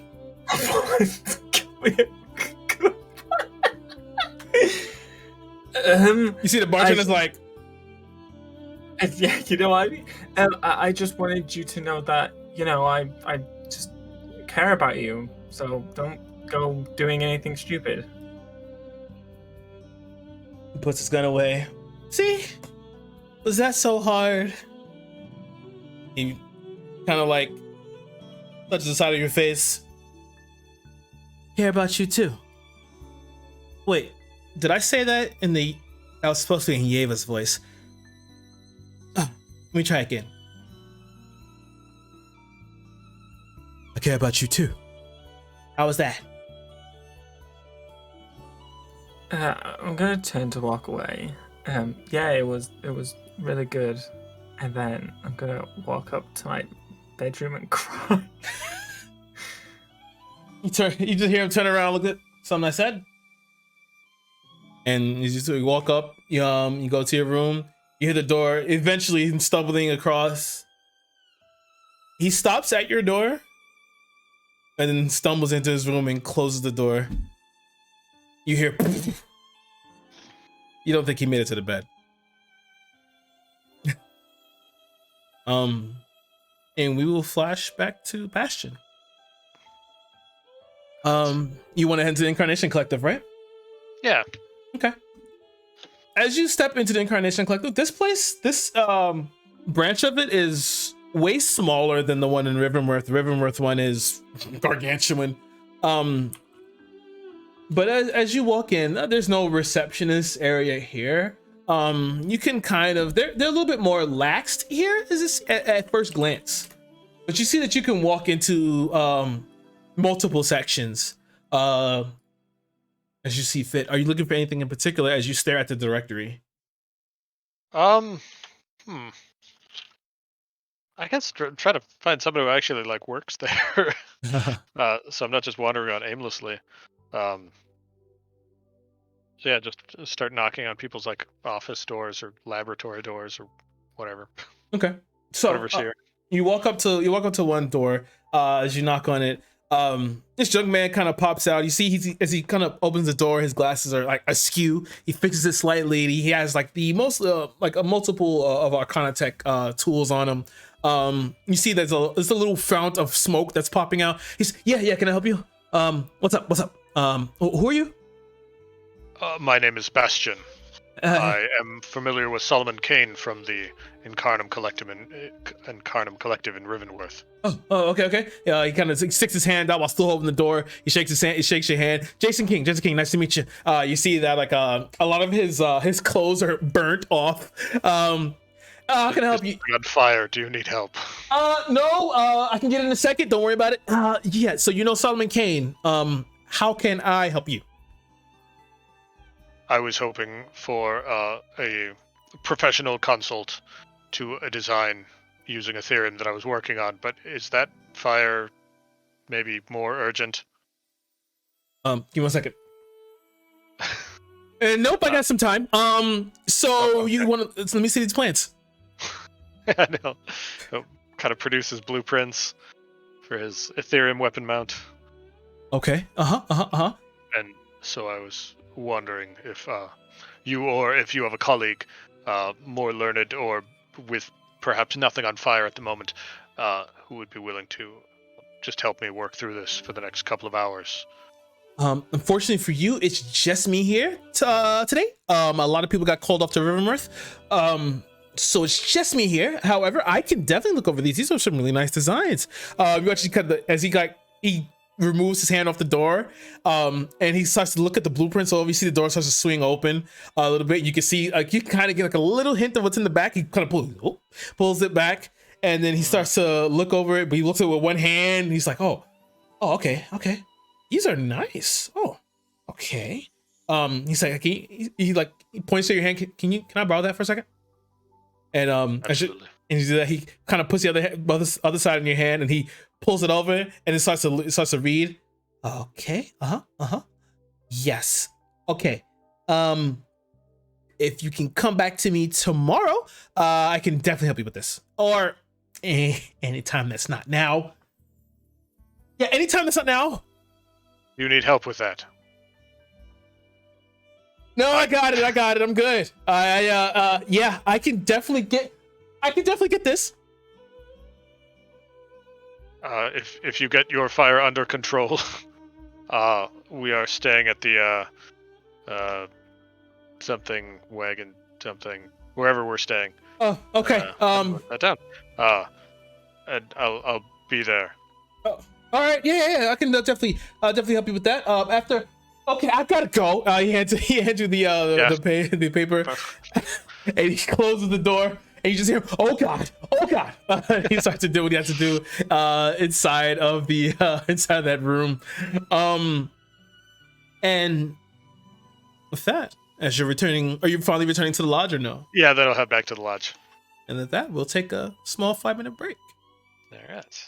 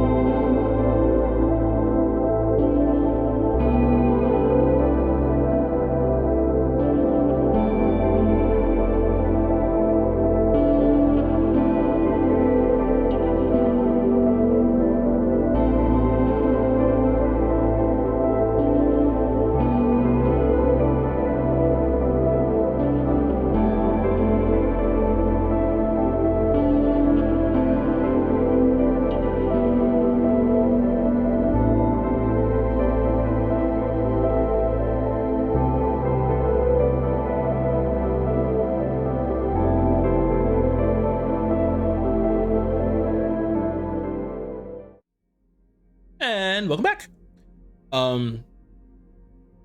We last left off with Bastion going to Incarnation Collective, and is he frozen again, or is he playing me? No, I'm just Okay. Just Good one. pranking you now. He's just Yeah. very still. He's just yeah. And then pranking I'll me. freeze a minute from now, and you'll be like, "Oh, that fun guy." But we are going to start. Everyone had taken their naps and gone to sleep, or whatever. Well, gotten their rest. So everyone take their long rest. If you haven't already. And Alovia, you wake up with Volkan not next to you, but in the chair next to you. You see that there's a tub filled with like some like bloody rags and water and stuff like that. You've been he's completely like washed you down and wiped you off and make sure he's bandaged you in places, and he's healed you as of course as best he can, which for him being a paladin is pretty good. And you see directly like right behind him is a board still with albeit cold meats, but there's meat, cheeses, breads, all sorts of things, and you see just a tankard of It's basically a charcuterie board. it's a charcuterie board, yeah. I take out the salami. So yeah, as you take everything, you start to eat, and are you taking care not to wake him, or you don't give a Sam? I don't really care, because I would wake him up anyway, Okay. because I don't think he should be sleepy in a chair. So as you start to eat and everything, you hit the tankard as some of it spills out, and the wood against the tankard kind of boom. He wakes up. Shit. Oh, you're awake. Oh, sorry. I just wanted to make sure that you were okay throughout the night. I guess I fell asleep. I put your clothes over there, and you see that they're nicely folded and everything's on the side, waiting for you. How do you feel? You okay? You move? Yeah, thanks. I'm feeling fine. Come, I guess come into bed with me. Oh, Is that the phrasing I should say to make it not sound weird? Hello. it's your husband. Make it sound as weird as you want. Yeah, like I don't think you should be, sitting in the chair. You should come rest. Yeah, sure. He gets up and kind of crack a little bit, and he kind of scoots over and slides aside, leans over you, picks a little bit of the salami. Yeah, Eats a little bit. I'm assuming now I'm thinking it's a charcuterie board, but I'm gonna pick up the board and I'm just gonna set it on my lap so that he can easily grab it as well. Mm-hmm. He starts eats a little bit of it. Bastion, he took a little bit of the money. Don't worry, I did the grabbing. He got some provisions for us. We're supposed to leave today in order to head to that obelisk. He's done a lot of groundwork. He's found out where it is. All right. Assuming that my clothes are drying or whatever. Mm-hmm. Am I naked again? No, you're not. You have your undergarments on. All right. Well, I'll set the board down on his lap, and I'll get up, and I'll get my clothes, and I'll start sewing, the tears in it, so that I'm not running into the snow with pieces of fabric. Pieces of fabric. Yeah. Yeah. He eats a little more and puts it to the side, and he sits down next to you. Don't worry, I got a good enough sleep. I'm fine. I think I probably, I just didn't. How many hours? Not in the chair. Oh, been a few minutes since I got into bed, so yeah, I just didn't want to. I want you to be comfortable. Well, thank you, but I don't think that's very good for your back. It probably isn't, but and your posture. no, probably not. Are you feeling any better? Not physically, I mean. No, as a matter of fact. Oh. I guess we're going for the obelisk, but I mean, I can't really take my mind off of what happened, what those people did. I've seen many fights, but a lot of it has been in self-defense. Like, you know, if people were to attack our village, it's always in self-defense, and our warriors are strong, and I've never seen such a massacre. Yeah. You know, I've this world. It's in many ways it's beautiful. Other times it's very, very wrong. I guess I can kind of agree with some sentiments of wanting to be in the old ways. This advancement. It's versus everything. Maybe I'm too simple. I'm fine with just you, Ale, our home. Yeah, I feel like more than anything, I just want to go back to our old life. But you do have this grabbing at you. Would you rather try and find these pirates, or? I think that can wait. I mean, frankly, I don't know how often they move. And I don't know how often this occurs either. I feel like if it occurred more often, you know, authorities would be more concerned. Yeah, but they were very organized. Well, obviously, authorities should be concerned now, but I don't think this was their first attack. I think that it'll take them time to organize another one.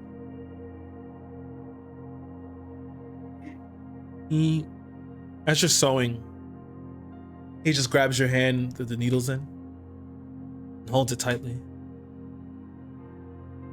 And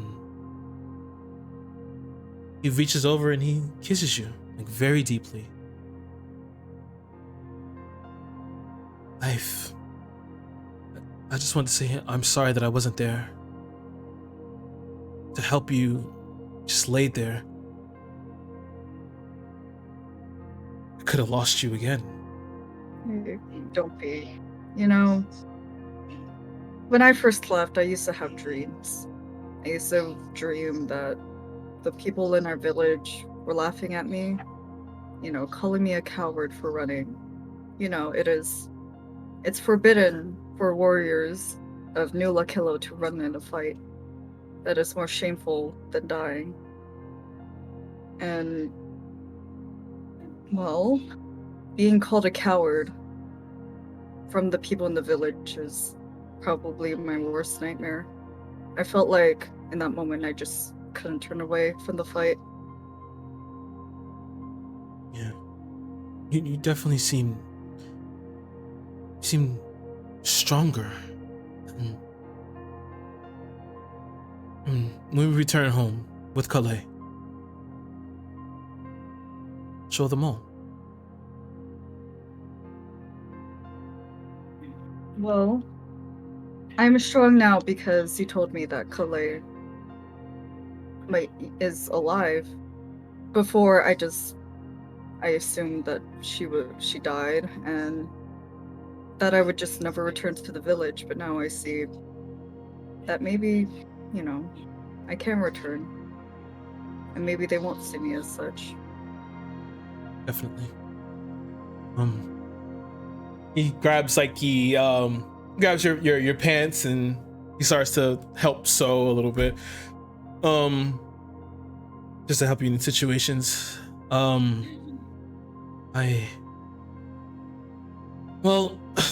guess maybe we should sit here for a bit before we go and find the others.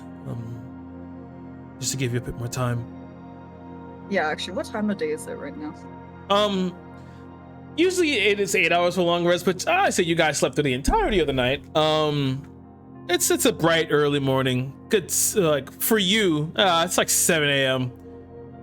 I feel like Elovia would have probably slept for like 16 hours or something. I'm gonna tell him to take a short rest. Oh. Yeah, I'll use some hit dice. And he he goes and lays down.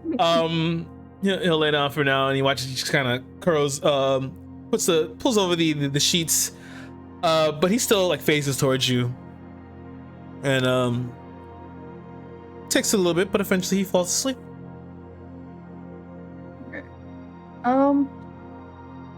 God, I can't believe we're finally in the cold now because Alovia's in. I stressed so much about making Alovia's character's design match steampunky and yet still, fit for cold.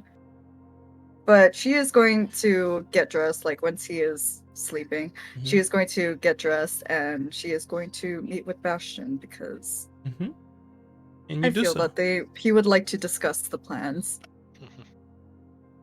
Knock, knock.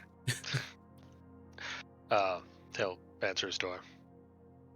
Actually, yeah, is Bastion rooming with anyone? Does he even need a room? Not really, but the guy still gave Bastion a key. Yeah, I mean they gave Okay. us all rooms, so I'm All right. occupying a room. Alright, so good morning. I heard that Morning. you went out and got supplies.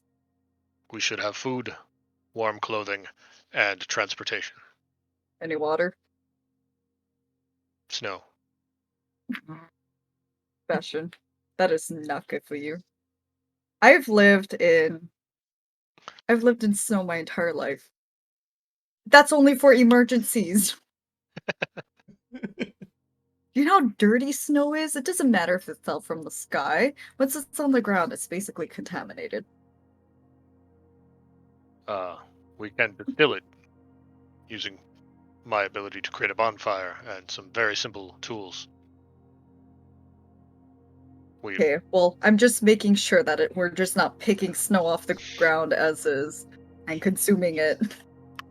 We can certainly get some fresh water to fill our water skins for now, and then we can replenish them through simple distillation methods through the unlimited amount of water that will be around us. How many... What's the plan, first of all? What's your plan? Just I have a make map a beeline of Lucian towards it? wastes. There's a lake. Within that lake is an obelisk and a tower. Or that it has the name of a tower. We have these snow skimmers. They can carry 1 to 2 people apiece, depending on weight. You and you and Vokan will likely be wise to split up due to the weight restrictions. And we follow the map. We How go long there. will it take us? It was 2 days by foot. It should be less with the snow skimmers. Oh, sorry, if I look at the map, is it like considerably far away? Yeah, it's a good distance. Can I make an estimate on it? Sure. Yeah. Give me survival. Gotcha. That's a 16. 16. But with the snow skimmers, although you don't know how fast they go, you're looking at Well, on foot, worst comes to worst, we lose a snow skimmer and, on foot it's about 3 days from here. Okay. Who told you that estimate bashing? A day could make it or break it. Who is the proprietor at the down the slope? Or not down Do the you slope. have any Watch your ideas? step. Do you have any ideas for where we're gonna stay for the night? Or to rest? I imagine outside. We have tents. We have cold weather gear. We have the capacity to make fire. We have food. Okay, you left out the tent part. I'm pretty sure. Did he leave out the tent part? The tent part. I own a tent. Oh yeah, he has a tent. Yeah. He has a tent. Mm. All right. No. I guess I'll go. We have the message thingy, right? Mm-hmm. Hello, Rakan. I'm waking up if you're not already up. Do you have a tent? Just ask me if I had a tent. Yes. Oh, okay. This is too early for Rakan. And second of all, what's a tent? That's a no. All right. Gonna go out shopping. Do we can- need anything else? A 10, apparently. Other than the tent, do we need anything else? I don't know. What do you people need to travel? All right. We have 8 days worth of provisions. All right. I'm gonna do. I'm gonna send something to you, Me? and then you can tell me, yeah, whether or not I can find it. Okay. Um.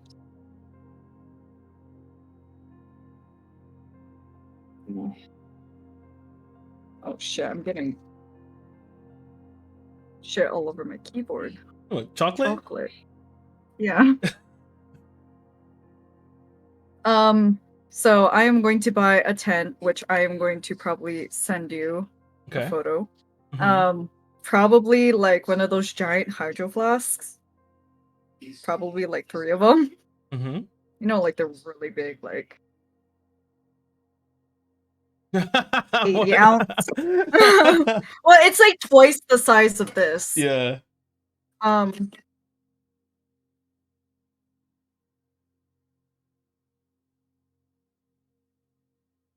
Ooh. All right, I'm gonna send this one to Okay. you. Okay.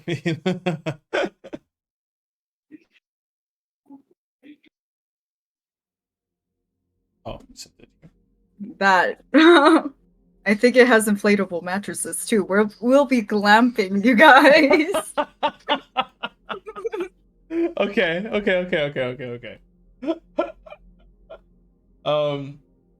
You know what's funny? D&D does have a 2-person tent. This is up to 10 people. Up to 10. Jesus Christ. Okay. You know what? Sure. Sure. All right, so I want 3 giant ass hydro flasks filled Okay. up with water. Okay. And then if we run out, we could just use Bastion's little plan. The tent. Anything else? Oh, does what was it? The snow skippers? Snow skimmers, yeah. Yeah, snow skimmers. Do they need gas? They do. I'm gonna It's- go buy gas. It's gonna be fully gassed up. It's not I'm sorry. Will it last us like 1.5 It's- days? I'm sorry, I'm fucking up. It's not gas. It's they're Ethereum powered. Mm. But the thing is, Oh, like okay, when they so it'll- when they die, you need to let them charge. Oh, okay, so it's just charge them out in the sun. Like, are they solar powered? Yeah, they're like Superman. Just wait. Okay. Yeah, they charge. They get a charge back every 12 hours. But you know that's 12 hours on inactivity. It's kind of a long time. Yeah. So is it like it needs to charge 12 hours, or for it to like be full, or does it need, or is it like we could charge it for 8 hours and it'll be partially full? Yeah, you could charge for 8 hours and be partially. Okay, I think we'll be fine. Final, famous last words. Last words. All right, how much is my tent? For your specialized ass tent, how many you buying? You buying 3 of them, right? How many you buying? For the hydro flasks, 3, just 1 tent. All right, just 1 tent. So the tent itself, so this is what that. You can give me 20 gold for the tent. And the hydro flasks, because water skins don't cost that much anyway. I'll just take 10 gold for the lot of the hydro flasks. Okay. 10-person tent. How long is it gonna take to put that fucker up? It doesn't look that difficult. Survival check, everybody. Well, Lobia's proficient in survival, so we'll be fine. No instruction manuals for y'all. But it has 3 different compartments. So like Bastion can get his own room, Alovia and Volcon, and then Rakan and Zeltrin. You go to the store and the lady's like, You want what now? Oh yeah, I made it a long time ago, and just people never bought it. They never saw the reason to. I'm so happy. At least someone gets to use this thing. Here you go. Well, yeah, so like Volcon and Elovia take up like 2-person for their like Yes. size. Yes. It matches Alright. I think we should be good. All right. God. Can't trust Bastion. He's trying to look out for us, but he has no idea what our needs are. You got your food. Damn biologicals. Bastion, you can't eat snow. That's who. Sounds like a you problem. Okay. So what else is everyone else doing? You went out and got your stuff. Got your extravagant tent and your hydro flasks. Is anyone else trying to take care of anything before you set out? I'm gonna see if I could have spent a couple hours last night making a copy of my designs that I can drop off with Jason King. Okay. Just be like, hey, look over these for the next couple days. Okay, yeah, no problem. You're able to do so. Takes you no time since you're the one who designed it. And you say, oh, okay, I can do a little extra here. And go ahead and drop it off to him as Jason comes out. You see he's like he's still disheveled, but there's no smoke this time. He's just Bastion, right? Correct. Alright. What can I are those the plants? They are. Okay. Yeah, I'll take a look at these. And when you're done, come find me. We should be back in a few days. Oh, let's hope so. And he closed the door. And you just hear him like, yeah, as he closes the door, you just hear a whole bunch of shit fall, and he just whatever's on in there.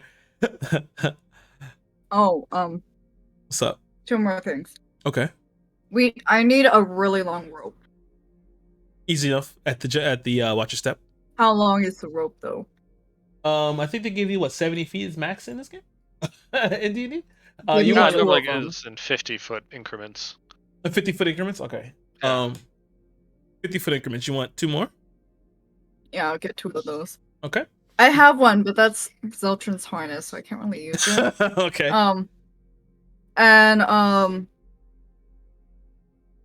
Me and Volcon will be fine, but because I'm a loving mother, I'll get like a weighted blanket for Zeltran and Rakan. Okay.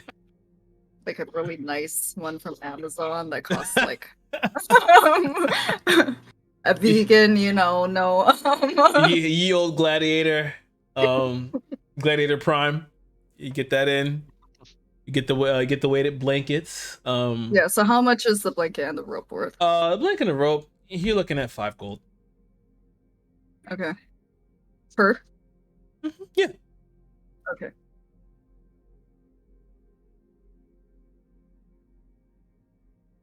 All right. We got rope. We got Alright. weighted blankets. Yeah.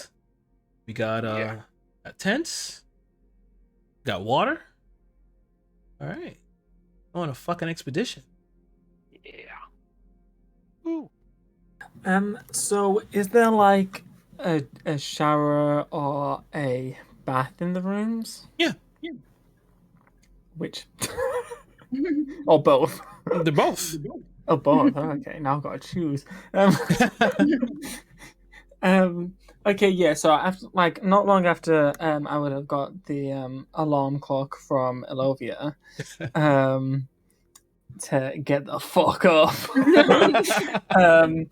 I would have like got up, gotten dressed, like ran a bath, and then like just like taking like a like an end table or like a bedside table or like even just a stool, Mhm. and put it next to the bath, and put the quivering twilight on it. Okay. And then I would have been like just like laid in the bath and just like thinking about last night and feeling like stupid for saying something and very confused, and just like almost feeling sorry that people have to deal with these fluctuations in emotions like their whole life, Mm-hmm. and kind of how sad that is. And then I like looked at the book to glanced at it, thinking like I was gonna like read through it or do something with it, and then just not be bothered. Okay. And then I'll get ready and grab my stuff and rendezvous downstairs. All right. As you open the door, Zelchin's standing in front of the door. It's like, hey, hey, good morning, first of all. Anything weird happened last night? Did I say anything weird? No, I don't think so. Really? Do you think you did? I don't know. I just had this weird memory that you said something, to me last night. I don't know. I don't know. Maybe it's all the books we've been reading, right? Yeah. I think the love stories are getting a bit getting a hold of you there. Yeah. There's no way you love me, right? How can you love me? Come on. Let's go.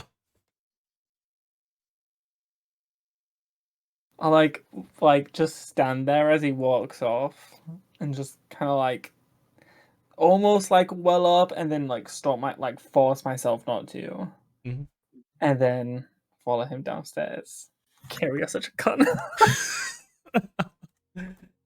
He starts to walks upstairs, walks outside. Okay. He rendezvous with everybody. So, all right. I should get some snowshoes because we're gonna be walking, right? We have vehicles that should carry us most of the way. I think you should get snowshoes because they keep your feet warm so you don't freeze your ass off. Wasn't it like your neck and your feet? Like you need to keep warm or something? Your feet, definitely, yeah. Mhm. Yeah, I think it was your neck and your feet. So get a scarf, get some boots. But that's all included. Maybe in it's like the- snowshoes, like the tennis rackety things that keep you above the above the snow. But all that stuff is included in like the cold weather clothing stuff, which Bastion did procure. And you watch as like Zelchin, like he gets on and starts putting stuff on. He's starts slide it all on or whatever. He looks literally like Ewok a little bit as he just kind of grabs the stuff and he starts to he hands a bundle over to Rakan. Hey, you need help putting it on or? I'll take it from him. No, I'll be fine, thank you. Okay, cool. All right. Beautiful. What do they look like? What are they like? I haven't been here, so. You'll see soon enough. Sweet. So glad I didn't stay at the orphanage. Oh my god. Once you guys all get dressed and ready to go, and you guys head down the slope, where you see the 3 snow skimmers are ready and prepared for all of you. As you come down, the woman steps out that you saw yesterday. It's like, oh, bright and early, as you said. And I forgot to say that Volkan is also here as well. Volkan's still wiping his eye a little bit, but just well, they're all ready. They're all fully charged. They're ready to go. You've already paid for everything, and these are the rest of your friends. Hello everybody. And as you're walking past Alovia, you see in the doorway as well, the man that Lotharis gave the gun to. He looks a little better than what he did yesterday, Bastion. But still, like, he's just a little bit still blank slate here. But his face, his eyes, it just gives you like it's just a thank you, because he kind of maneuvers next to his wife a little bit, who seems who's definitely the more lively of the two currently. And as you guys all step in and you set yourselves on the snow skimmers, who is sitting where?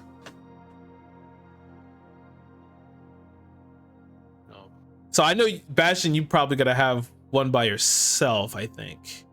Yeah, I Alright. think it's a matter of Zeltrin and Rakan just choosing who to go with. I'll go with Alovia. Okay. And Zeltrin walks over to Volkan. Well, big guy, it's you and me. I'm not your wife, okay? So don't, you know. And Volkan's, why would you say that? And why, you know, you're going to be behind me, correct? Oh, yeah, you're right. So don't worry, I'm not gonna, you know. What? Never mind. And you get on the snow skimmers, and guys, Volkan doesn't have this. It's going to be quite a funny adventure. That is why I chose Alovia. Sorry, what does he not have? He doesn't have land vehicle proficiency. Oh. That's why I chose you, mama. So Volkan sits down and he's okay. I've rode axe beaks. I rode horses. This can't be much different. Should we give him like a quick tutorial? Yeah. I mean, this is like learning how to segue, right? Like, he's just gonna make a basic intelligence check here.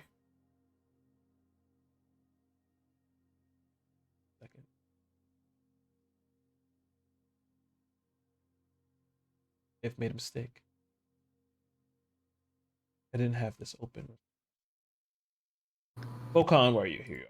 Okay, so he's gonna make a basic intelligence check. I'll scale it up for him. Okay. Roll a natural 18 plus 1 for a 19. And you know, you show him a little bit of what he should do, and he's just okay. I got it. I'm gonna go slow at first, and then once I get used to it, I mean, it shouldn't be that big of a deal, right? There's a lot of snow out there. We shouldn't really be crashing into anything. Okay, I'm ready to go. And you see Zeltrin behind him. He's just giving the face like, oh. But you start the snow skimmers. Kick on. Yeah. You hit. I'll give Alovia Rakan, are you the gonna? Wait, what? Rakan, are you gonna be okay back there? Are you gonna get cold? Fly off?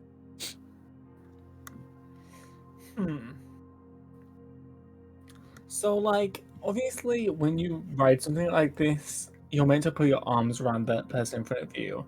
But then I don't think A, Rakan would know that, and B, would just do that without, like, being like, is this okay? Right. So, I think he'll just be like, Okay, so Elovia is just going to assume that he is going to fly off and he is going to get cold. So she is going to take her coat and then she's gonna basically make like the baby sling so that she basically with her coat. Just like session 2. Oh, nice. And yeah. So basically attaching him to her back. You feel quite comfy and safe. Thank you. All right. And you guys are off. As you begin to head through the back of the warehouse, you see it actually opens up into another section of Gaphaven that descends down the mountainside. It's not as steep as you're heading down. You're driving, riding for as the snow is kicking up and pushing. You see how the mechanism works, because as you begin to hit the throttle and hit certain speeds, you see that these shields kind of open up from the front of the skimmer, and it blocks the snow from hitting you in the face. As it blasts off into the side and begins to head down the mountainside, you can see that there's a lot of a lot of the snow is kicked up to form like a little bit of a white fog, like a little white blankets, a little mist. As you head down the slope, but you can see that there's a lot of tracks here that skimmers have traversed here many a time. As you make it down, you make it through, and you pass by this first little encampment, and you see like a familiar sign flying from the top of a swan with this gem in the center. And this is the actual encampment of the Silver Scouts. There are some in Gaffhaven, but a lot of them are in the encampment to protect the city, just in case of anything. Although mostly nothing happens in Gaffhaven other than caravans and things. But you drive past the encampment, and you make your way out into the Lucid Wastes. Just snow as far as the eye can see, with just the dotting of mountains in the horizon. But it's just flat snow as you continue to drive on. Who is the lead skimmer? Question. Ashton, you are. I will have given the map to Elovia so Mhm. that she can navigate. Okay. And I will be in the lead with my hunting rifle, kind of on my handlebars, with maybe just like a little bit of rope to make sure that it won't like fall off or whatever, but that I can easily Okay. kind of grab the rifle with one hand while one hand remains on the steering or the handlebars, so I can shoot. Okay, nice. Elovia, give me a survival check.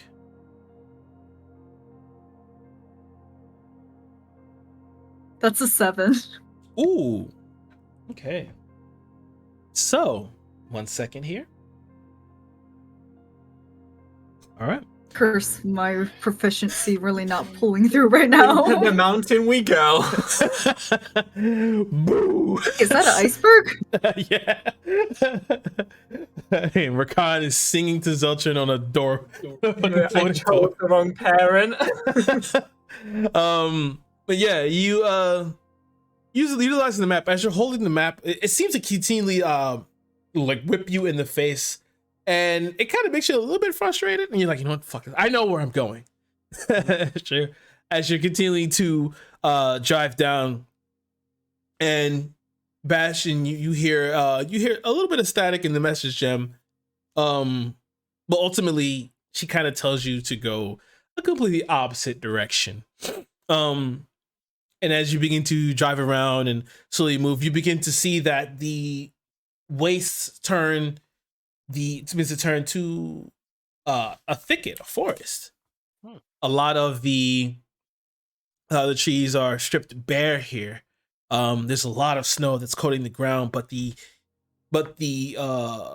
trees here are almost completely covered in ice. Making this like ice sculpture tree forest.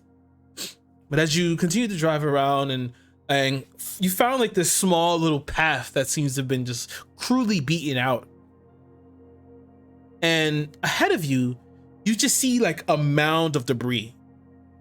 And as you focus slightly, it's about 40-50 feet from you, you see a mound of what looks like mechanical debris. It's toppled over. Slow down, but continue to approach because I am curious. Okay. And you slow down and continue to approach. You see now, as you get up closer, that there are some bodies beneath and littered around this debris.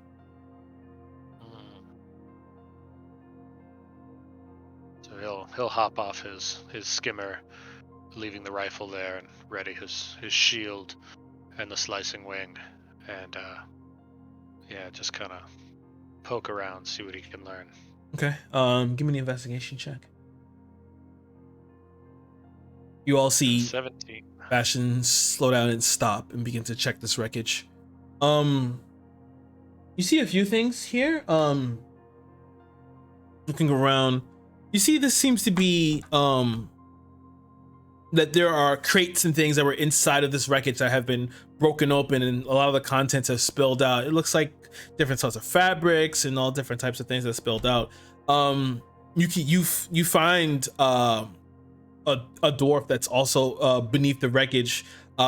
His abdomen has been skewered and ran through, and you look at the rest of the wreckage itself. It looks like there's been holes dug through this wreckage, and it's just now been pulled in a mound.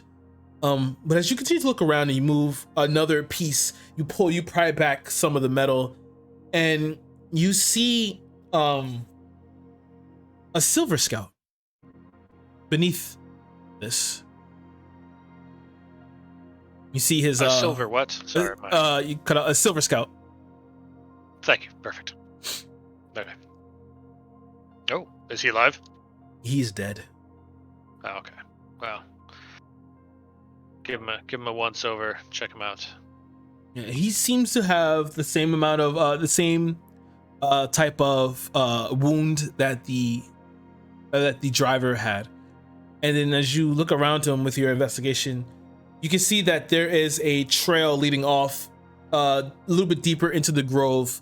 And as you look down that way, where there's like blood spatters along the trail, you can see a lot of the trees have been broken and crushed, and they're just forming this like icicle dusting on the floor.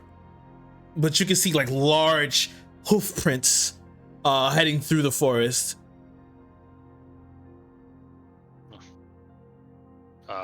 Is there any form of identification on this Silver Scout? Yeah. Like a badge or something. Yeah, you begin to look through. One second. You begin to look over him, and you do find that he has like a little bit of like a tag. It says Otis Burke. He's you take off his helmet and see that he's human. A little young maybe about his 30s, mid 30s. And it says Silver Scout, first officer, dusting troop. All right.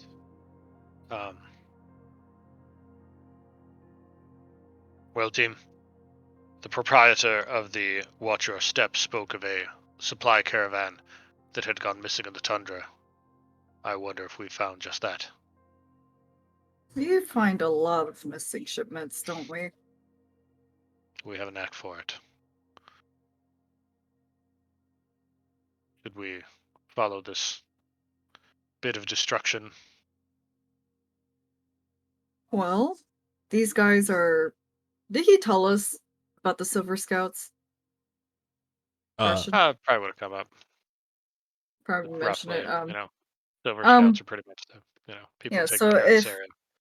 Theoretically, if we were to help the Silver Scouts, maybe they would let us cooperate with them in terms of Excellent exploring point. the obelisk. What do you think, Rakan? If she looks back. Currently asleep like a baby.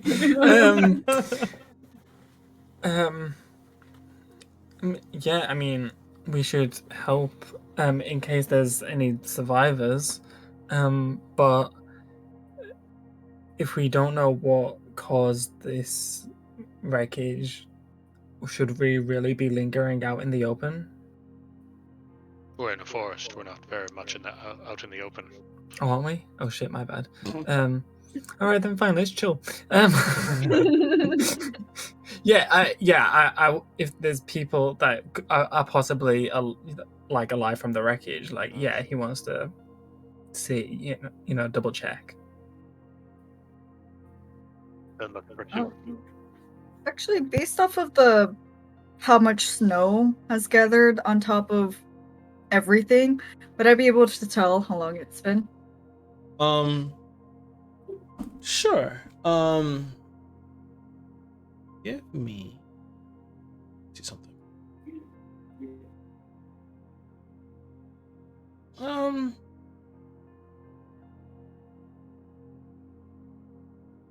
Yeah, you can give me survival here. I mean, see. That's an 11. 11. You could tell it's probably been roughly like 16, maybe 17 hours. Oh, by the way, she's gonna hand the map to Bastion, and like it is so while she was looking at the map while snow skimming, when she got frustrated with it, she just kind of crumpled it up and shoved it into her cleavage. So the map is all crumpled up, but she's going to pass it to you. All right. I'm gonna take a I second don't to read maps. use my magical tinkering to make a little object that will basically project a hologram of the map Mhm. that will then be not able to be crumpled, um, and so that it can just kind of put that on his handlebars and like project a little visual effect of the map in front of him. Nice. Then is the path kind of leading away from the thing traversable by the snow skimmers, or is it pretty rough terrain and we should leave those behind? It's you can use the skimmers up to a certain point, but it's probably better to proceed on foot. Okay. For this. Yeah, I'm fine proceeding on foot and not putting these very expensive machines at risk. Yeah, that's fine. So yeah. And in case we run into trouble, we won't have Vocon like being super new and panicking and crashing into a tree. Yeah. So you hop off and begin to proceed down the trail.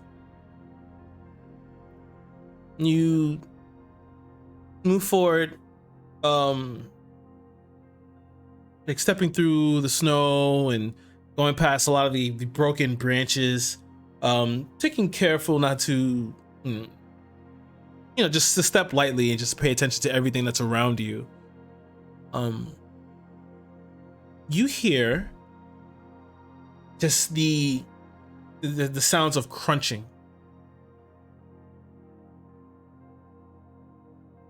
Everyone, can you hear that? I'll look around, try to find the source of the crunching. Give me a perception check.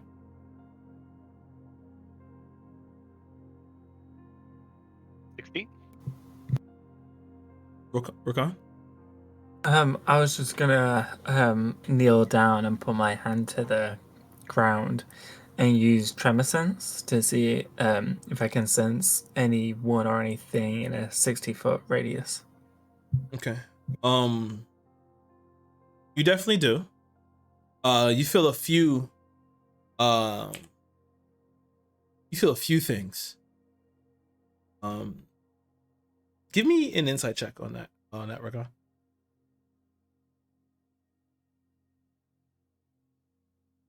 Dirty 20. 20, nice. So what you can tell and what you can see, Bastion, from when you see just in between the brush, you see this direwolf lift his head as his blood that's caked around its mouth, is crunching on what looks like a Silver Scout body, deeper into the woods, and you see like there's another white one that taller than him that kind of walks around. You see it has like this these nice blue eyes, but it has like these odd like black markings underneath its eye that kind of like snakes down to its mouth. Rakan, with your sense, your insight, you can tell there's a total of 9 of them in this direction.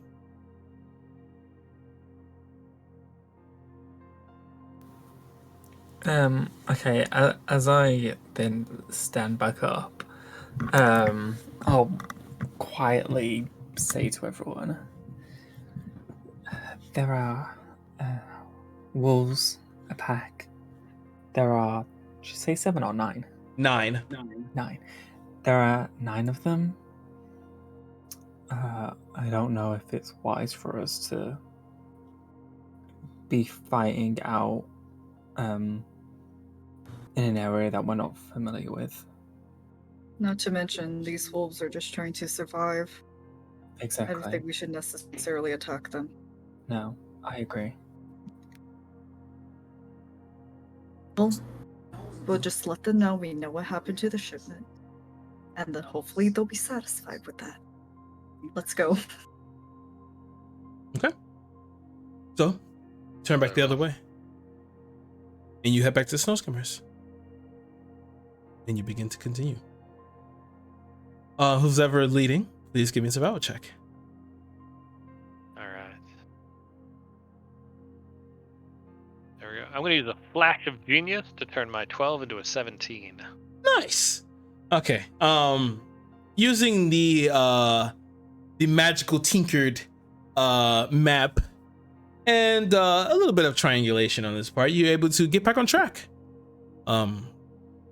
As you're driving through the waste, you actually leave out the forest. I'm going to mark on my little holographic map where we had found the caravan, Okay. so that I can convey it to others. Okay. As you leave out, you enter out of the forest and exit out of the forest. I mean, and get back into the tundra. You see that now a lot of the area around you is beginning to it wasn't a blizzard, but that dusting begins to clear away, and you get to see the rest of Glial and its snowy majesty. And as you're pulsing through and continuing, you see, just in the brief little far off right to you, a pillar of light that seems to explode upwards into the sky and then disperse.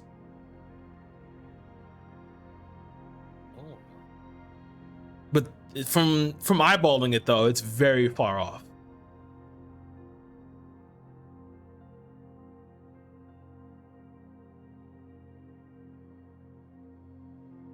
Does anyone want to check that out? Otherwise, I'm fine going forward. Olivia, do you know what that could have been? I don't know, God, do I? I don't think so. I guess give me an insight check, I guess, on what this could have been. Shake my fist like. I don't believe it, magic. Remember, it's proclivity for creating pillars of light. I look around back to Zeltrin, or not Zeltrin, to Rakan, and I say, "Looks like a beam of light." I got a 3, by the way, which is why I say that. Then I don't know how big the map was, because since you said that the beam of light was far away, but if that area is on the map, then I'll shout over to Bastion to hey, can you mark that down, please? Indeed. Mm-hmm. Mark it down. All right. Last survival check. Who wants to make it? I have the map. All right. I'll do it again. 8, but I'm going to use my Flash of Genius again to add 5 to put it into a 13. Okay. All right. But this one, it's been quite a few hours now, going through the trees and going from leaving Gaffhaven, and you could feel that as your snow skimmer begins to slightly pull and lurch, getting a little low on battery, a little bit low on the Ethereum. You're gonna have to be forced to stop soon. We'll look for a place to make camp. Okay. You kind of make your way to this small little snowy bluff and pull to the side, and you lead them up that way, because like this bluff itself has just a little bit of cover and enough like rocky like rock, it's like a mixture of rock and ice to sort of give yourselves a nice little safe plateau to put yourselves upon. Guys jump out and put the skimmers off to a nice little offshoot, and you look from the bluff, and you can see the towering obelisk in the horizon. You can see that the lake itself, even from where you are, and the fact that it's still clear, with the remainder of sun that's left, that the lake itself is completely frozen over. Inside you can see that the lake itself is not even frozen, but there are jagged juttings that are like erected in the center of like erected around the ice. And you can see just a small little encampment around the bank and the shore of the lake, which are soon to be the Silver Scouts. As you can see their flag flying near the embankment. But you guys take your time and find your rest. Who's putting up the tent? I am. All right. By the way, it says on Amazon that it's easy to set up. Well, tell me. Amazon says it. Tell me, how do you set this up? I get the directions, and I follow the directions. I'll be helping set it up as well. Okay. And when I do help, I'll just turn to Olivia. This place is beautiful. Yeah, as a player, I have no idea what a snowy bluff is. But yeah, it's pretty. It's just like how most, like, you know, yeah, it's like flat land, but then you see like there's like a higher point of like snow and like a little bit of like a I want to call it like a hill, but it's like enough, but it's frozen up enough where it's like mostly ice, and then it's just snow on top of that. And as you sit throughout the night and you manage to put together this tent, with you know, you and Rakan, there's a little bit of kerfuffle there, but you guys figure it out and put the tent together, as this is just a large ass tent.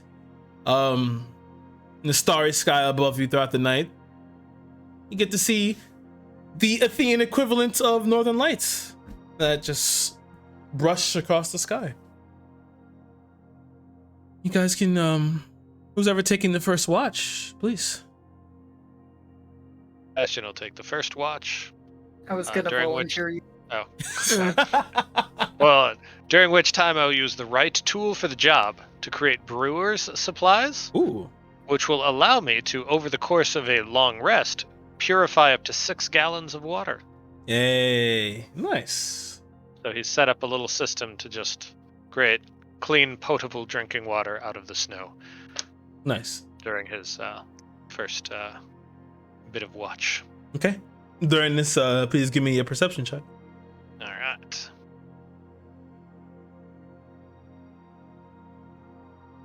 Well, 16. 16. As you're out there watching, the others have curled themselves up in the tent and bundled up where they need to be. You look over the horizon and you can see just a little bit further down a pack of those dire wolves maneuvering. But you see something's a little odd about the white one that leads them. And you take a second to look just a tad bit closer. Give me another perception check. See if your zoom function works on your eyes. All right, 23. Nice.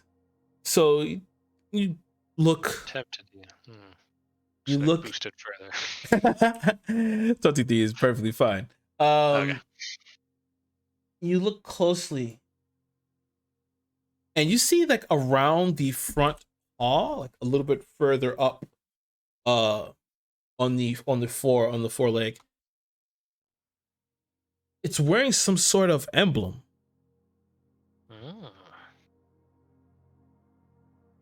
Interesting. But it turns off and continues to walk further into the wastes until you like lose sight of it. You see just like there's just little black dots.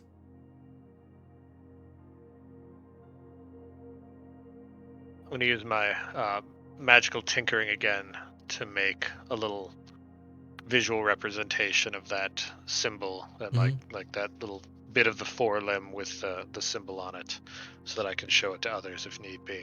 Okay, yeah, you see that the emblem itself forms like the jaws of a wolf, and it's just like, and you look at it, and it's a coat of arms. Oh. Jaw, coat of arms. Hmm. Normal for a wolf. But with that, your watch has come to an end. Who will take the next one? I will. Okay. Please give me your perception check. Yeah. I'll let her As know I about the wolf. am, Okay. all right, that's an 18. But Okay. as I am keeping watch, I am looking up at the stars, especially the Cassiopeia, Mm-hmm. and I am going to look through my journal. Does Zodius ever mention the name Keva?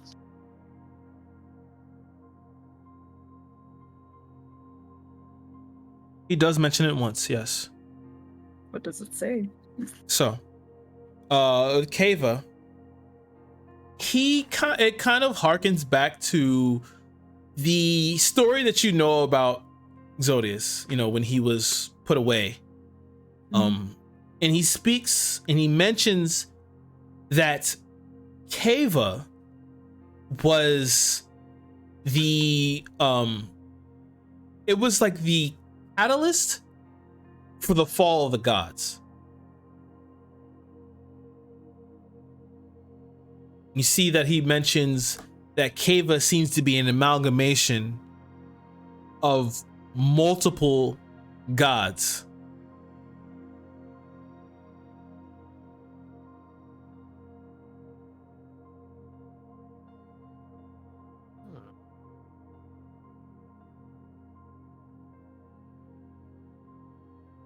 God, I have an idea in player, but it is so metagamey.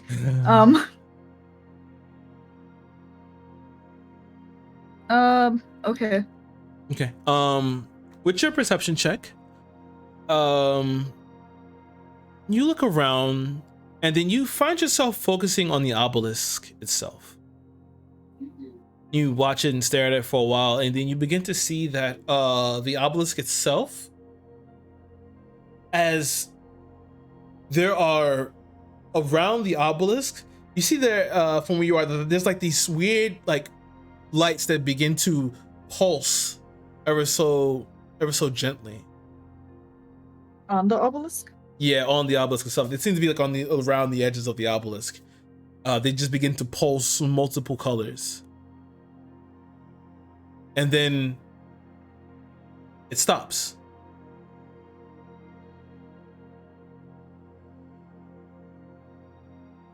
Oh, what were the colors? We had purple, green, and blue. Double check, make sure I'm right.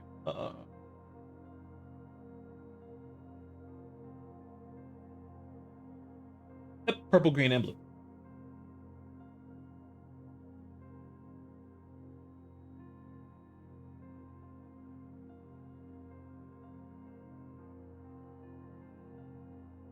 Do I know any spells I don't want like I don't want spells that necessarily are used to change any colors or set off signals, but do I know of any spells that might give off those colors as like a Just like I don't know, like a side normal effect? like a side effect. Yeah. Well, for purple, there's definitely like fairy fire that can cause that color, and you know, like green, depending on the type of person, could be Eldritch Blast, any type like that. Mhm.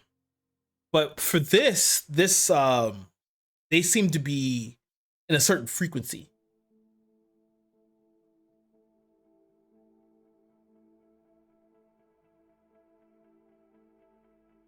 So are you saying like if I were to put them into a beat, they just follow a beat, all of them, or does each color follow its own beat? If you were to put it into a beat, they seem to follow into a beat. Okay.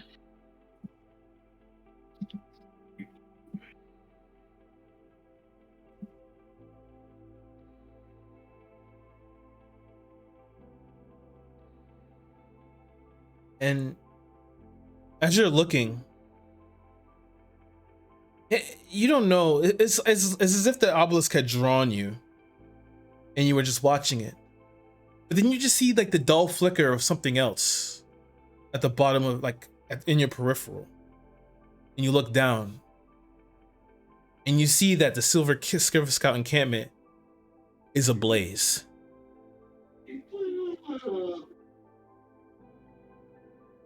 I hope they're just like that guy whose back room was on fire and they're just completely chill about it. No, Jason King's one of a kind, honey. He's one of a kind. God damn you, Jason King. Yeah, that's probably fine. No, I'm joking. Houston, we got a problem.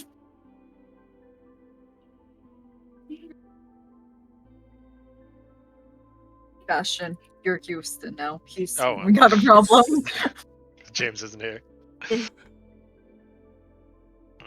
So you're alerting Bastion of what's going on? What's happening? Alright. He'll shake himself from his recharge function and go out to meet Elovia outside the tent. As you walk out, you see the encampment that you saw, a flame burning. We should go help now. Yeah. Everyone, onto the snow skimmers! Yeah. You guys hop on. Alert! It's late. I understand. You guys hop on the snow skimmers. You pack up your tents. You put it away. Whoa! I don't think so. What's up? I am not pro this at all. What do you want to do? I want to say no. We shouldn't go. There are humans in trouble. Why are Yeah, we helping? well, we don't know what's out there. It's in the dead of night. We don't know this area at all. And whatever got them could get us. It would be wiser to wait until it's light. I'll not have this cowardice. Anyone willing to join me? I'm leaving now. If that's words. Sorry, can you recap what happened? I was saying that we shouldn't go because it's dark, we don't know the area, and whatever got them could get us. So it would be wiser to wait until it's light. Yeah. And he was Wait till calling me a pussy. everyone's dead and not do anything risky or heroic. Well, today is just a day that Discord and everything just must have fucked with me today. Oh, she blinked. She blinked. Oh, yeah. Now she's like, nah. She's gonna order some Italian food. Yeah. The spicy fucking meatball.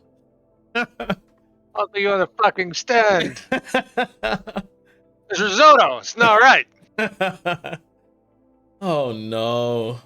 Oh no, guys. Oh no. So really, Oh, maybe it wasn't just my connection that kept being screwed up. Yeah. So Bastion's gonna go. I'm gonna stay, and Lavi's just gonna stand there. Yes. Froze that in time. she lagged out. Okay. Yeah, Hey man, if this is words, if he's got Calais with him, I want to be involved. I'd rather engage now when there might be a bunch of silver scouts to help us than wait till all the silver scouts are dead and then engage him. Welcome back, Alovia. Thanks. Yeah, Rakan not trying to fuck with that. He's like, yo, nah, y'all wildin'. I want to go save your child, so I'm going. So Bastion, Volkan, and I are going. Yeah, Rakan's like, we don't know what's there. It's down there. I think it's incredibly dangerous, stupid, and risky to put ourselves in danger like that. You just That described sounds me like in something 3 Seltron would words. deeply enjoy. I'm gonna pat the back of my snow skimmer.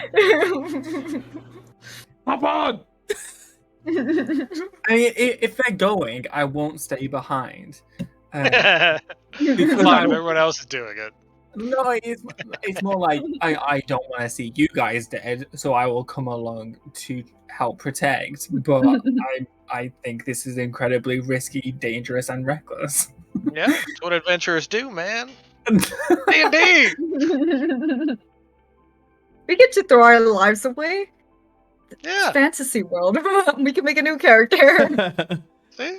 So, We'll all be Silver Scouts in the next iteration. we'll be Silver Scouts. So you guys, 3 surviving Silver Scouts. Silver Scouts. That'd be kind of cool, actually. You guys hop back on the snow skimmers and head down there, Terminator 2 style. Yeah. You it got enough charge, and you just go flat on. No survival checks needed because you can see the blaze in the night. You make your way there. You see the encampment is on fire, and you see bodies strung over the walls, and you can see bodies that are burnt in the center. Some are slashed open, skewered, and you see one manages to kind of crawl out. There's this blade dug deep into his abdomen. As he falls forward, as you guys stop the skimmer, and you see him. Gold Warforge. What happened here? Gold Warforge. Gold. Blue eyes. Son of a bitch. And Which way did he It's go? Lusk as a Warforged. he points toward the obelisk. He went inside. You would have to aim. Alright, Bastion's gonna start heading toward the obelisk. And Alovia, you realize exactly what those lights were. You guys begin to cross the ice river. Careful in your steps. You stand before the obelisk. Wait, are you gonna tell me what those lights were? They were someone entering the obelisk. Oh! I don't think I would have realized that. As you step in front of the obelisk, as you hear this melodic hum, just continually toning and pulsing.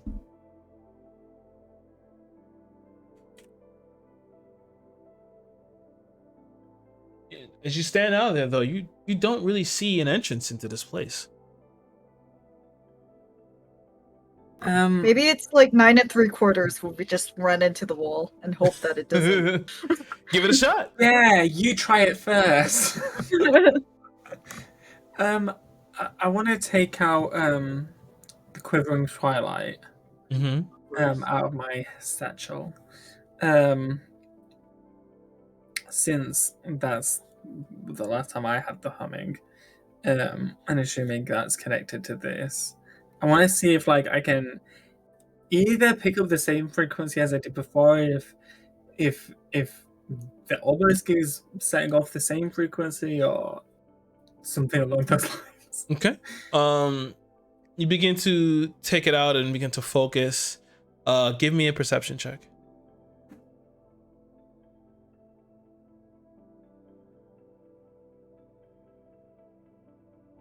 23. 23. This is in fact the signal that it's producing. Okay, this obelisk is the thing that's setting out that signal. That must mean that Jethro came here, right? This is where he would have been led. It's not the thing sending out the signal, but it is producing the same signal. Right. So if he still followed it, it would have led him here because it produces it. I mean, well, yeah, but I mean, the way you said it sounded like it was the one that was creating all the signals. Like a cell phone tower. Yeah, that's what satellite. Okay, yeah. It's one of many that is setting out the signal, and possibly Jethro came to this one. Possibly. I'm gonna be honest, Jethro is probably the last thing on my mind right now. Well, no, I just thought I'd throw it out. All right. There. We're gonna do ye old Dungeons and Dragons, like first edition. You know how people used to play? They got a stick and they started poking around. So I'm gonna grab my quarterstaff that I have for some reason, and I'm gonna start poking around. Bastion's just gonna touch the obelisk. Okay. I'll pass you my quarterstaff and you can poke it Yeah. with that. Yeah, you can already be have a cautious. I'm quarterstaff. not. You put your hand to the quarterstaff, up to the to the obelisk, Bastion, and you hear the signal change slightly, but you can feel it kind of reverberate inside of you, and it kind of, as you feel it reverberate inside of you, you kind of like instinctually start to hum along with it. You see one of the crystals on the side of it then gives this purplish color, but then you find it hard to hold that note, and then it changes color again. I do an Arcana check maybe to figure out what I need to do. Sure, give me an Arcana check here. I'm going to use a flash of genius to turn that into a 19. Okay. You can tell that there is something that's causing the obelisk, of course, be closed. However, with everything that you've seen and you saw this, that yes, sound here is currently the trigger. Being able to, like the hum itself, the signal itself, you can feel it also begin to affect your core slightly, where it kind of like builds the magic within you. You know, you can feel all of that beginning to build, and it kind of latches on to that. But it has to be the correct frequency. All right. Yeah, what can I do to try to emulate that frequency? I'm gonna walk up to the obelisk Uh-huh. and I want to touch it, Do so. and then afterwards I want to place the book against it. Okay. You place the book against it. And as you do so, nothing happens. All right, fine. I'll put the book in my bag.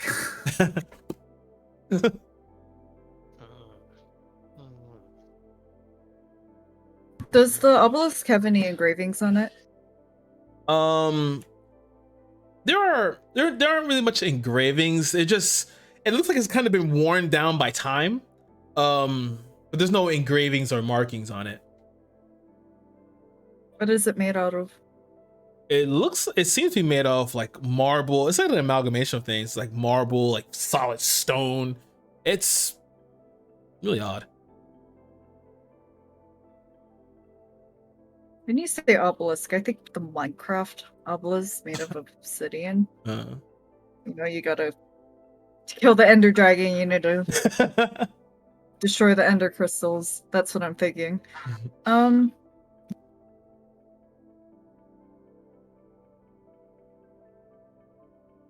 If no one else is doing anything, Bastion's gonna just start banging on the side of the obelisk. Side of the Words! Okay. No answer.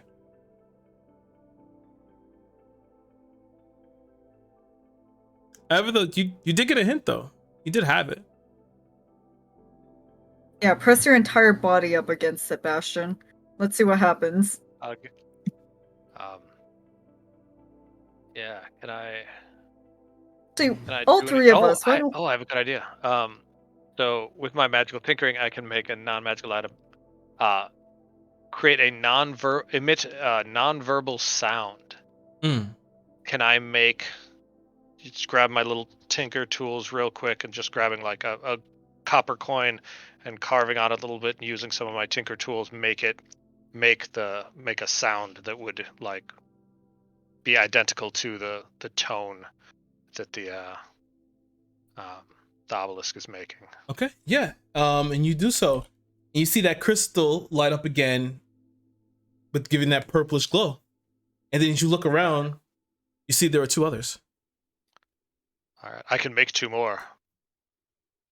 So I'll make a second and a third Okay. to emit that same tone. Do so as they all begin to emit that same tone.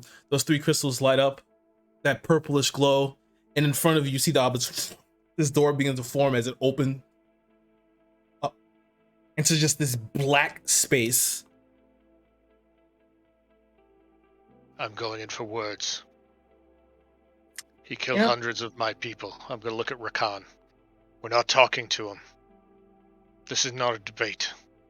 We are not here to ask him why he's doing what he's doing. He killed hundreds of my people.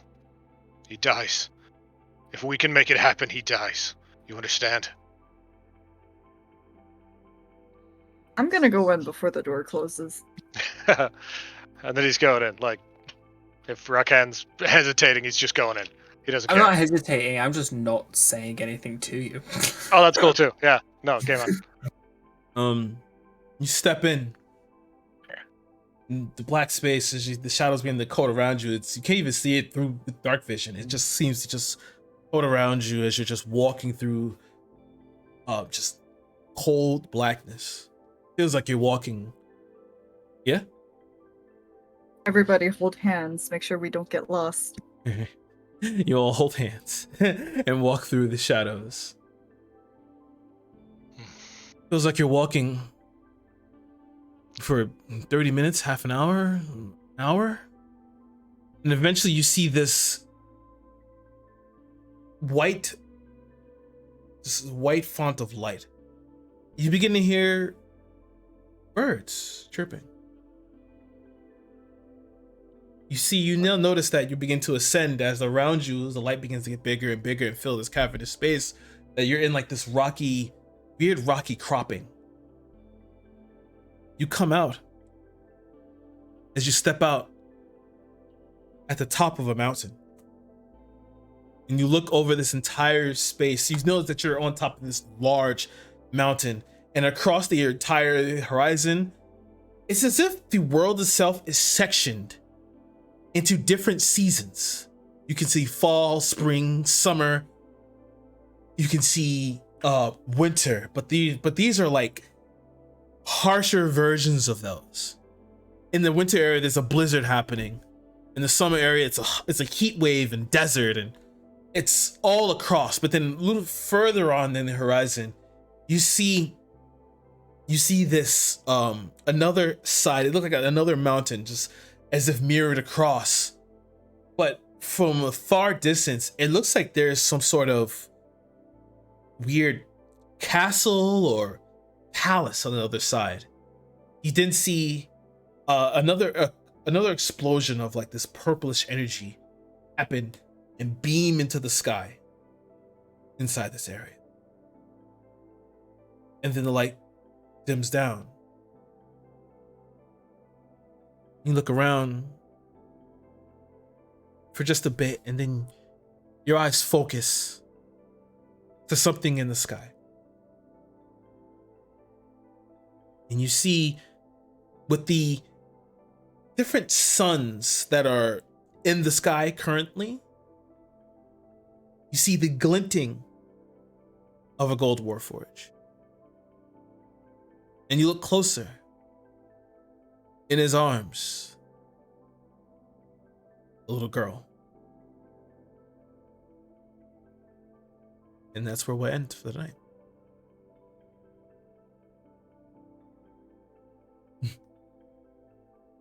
That. All right. You guys have made it to the obelisk. I'm going to preface this now. This place is hell. This place is very bad. This is like the first, other than the beginning of the campaign, this is the second true dungeon run. You're gonna be in here for a minute. And there's a lot of bad shit in this place. We'll see what happens. And we'll see if Lotharis makes it here. Or he could die wherever he is. I see us, Eva. He's just gonna role play. It's gonna be separate episodes of just role playing in an orphanage. But yeah, we Interlude. oh yeah, see the interludes. We come to the ending. Lavi, your MVP. I said this during break, but the eccentric Jason King Ah, with the that was nice. fire. Oh yeah, one and My only. hey, I already said that was my MVP, but This yes, is he true. is my MVP. Yeah, now I gotta build him up so you guys can have something to do when you meet him. Bastion, Mayoko. Since Jason King was on the top of my little VIP notes, I'm gonna go with the obelisk dungeon. Oh yay! Can't wait Uh, for the obelisk dungeon. Looking forward to a good proper dungeon crawl. Ilovia is not crawling; she is sprinting. Sprinting. I wish you luck. Oh yeah. Josh. Probably. I mean, this episode was so good. There were so many good moments. I mean, the obelisk is very exciting. The dungeon and everything is very exciting. But I think I think I've got to give it to me going. This is like reckless and crazy and stupid. And Lavi's like, you describe me in 3 words. Let's go. Autobots roll out. That's basically what happened.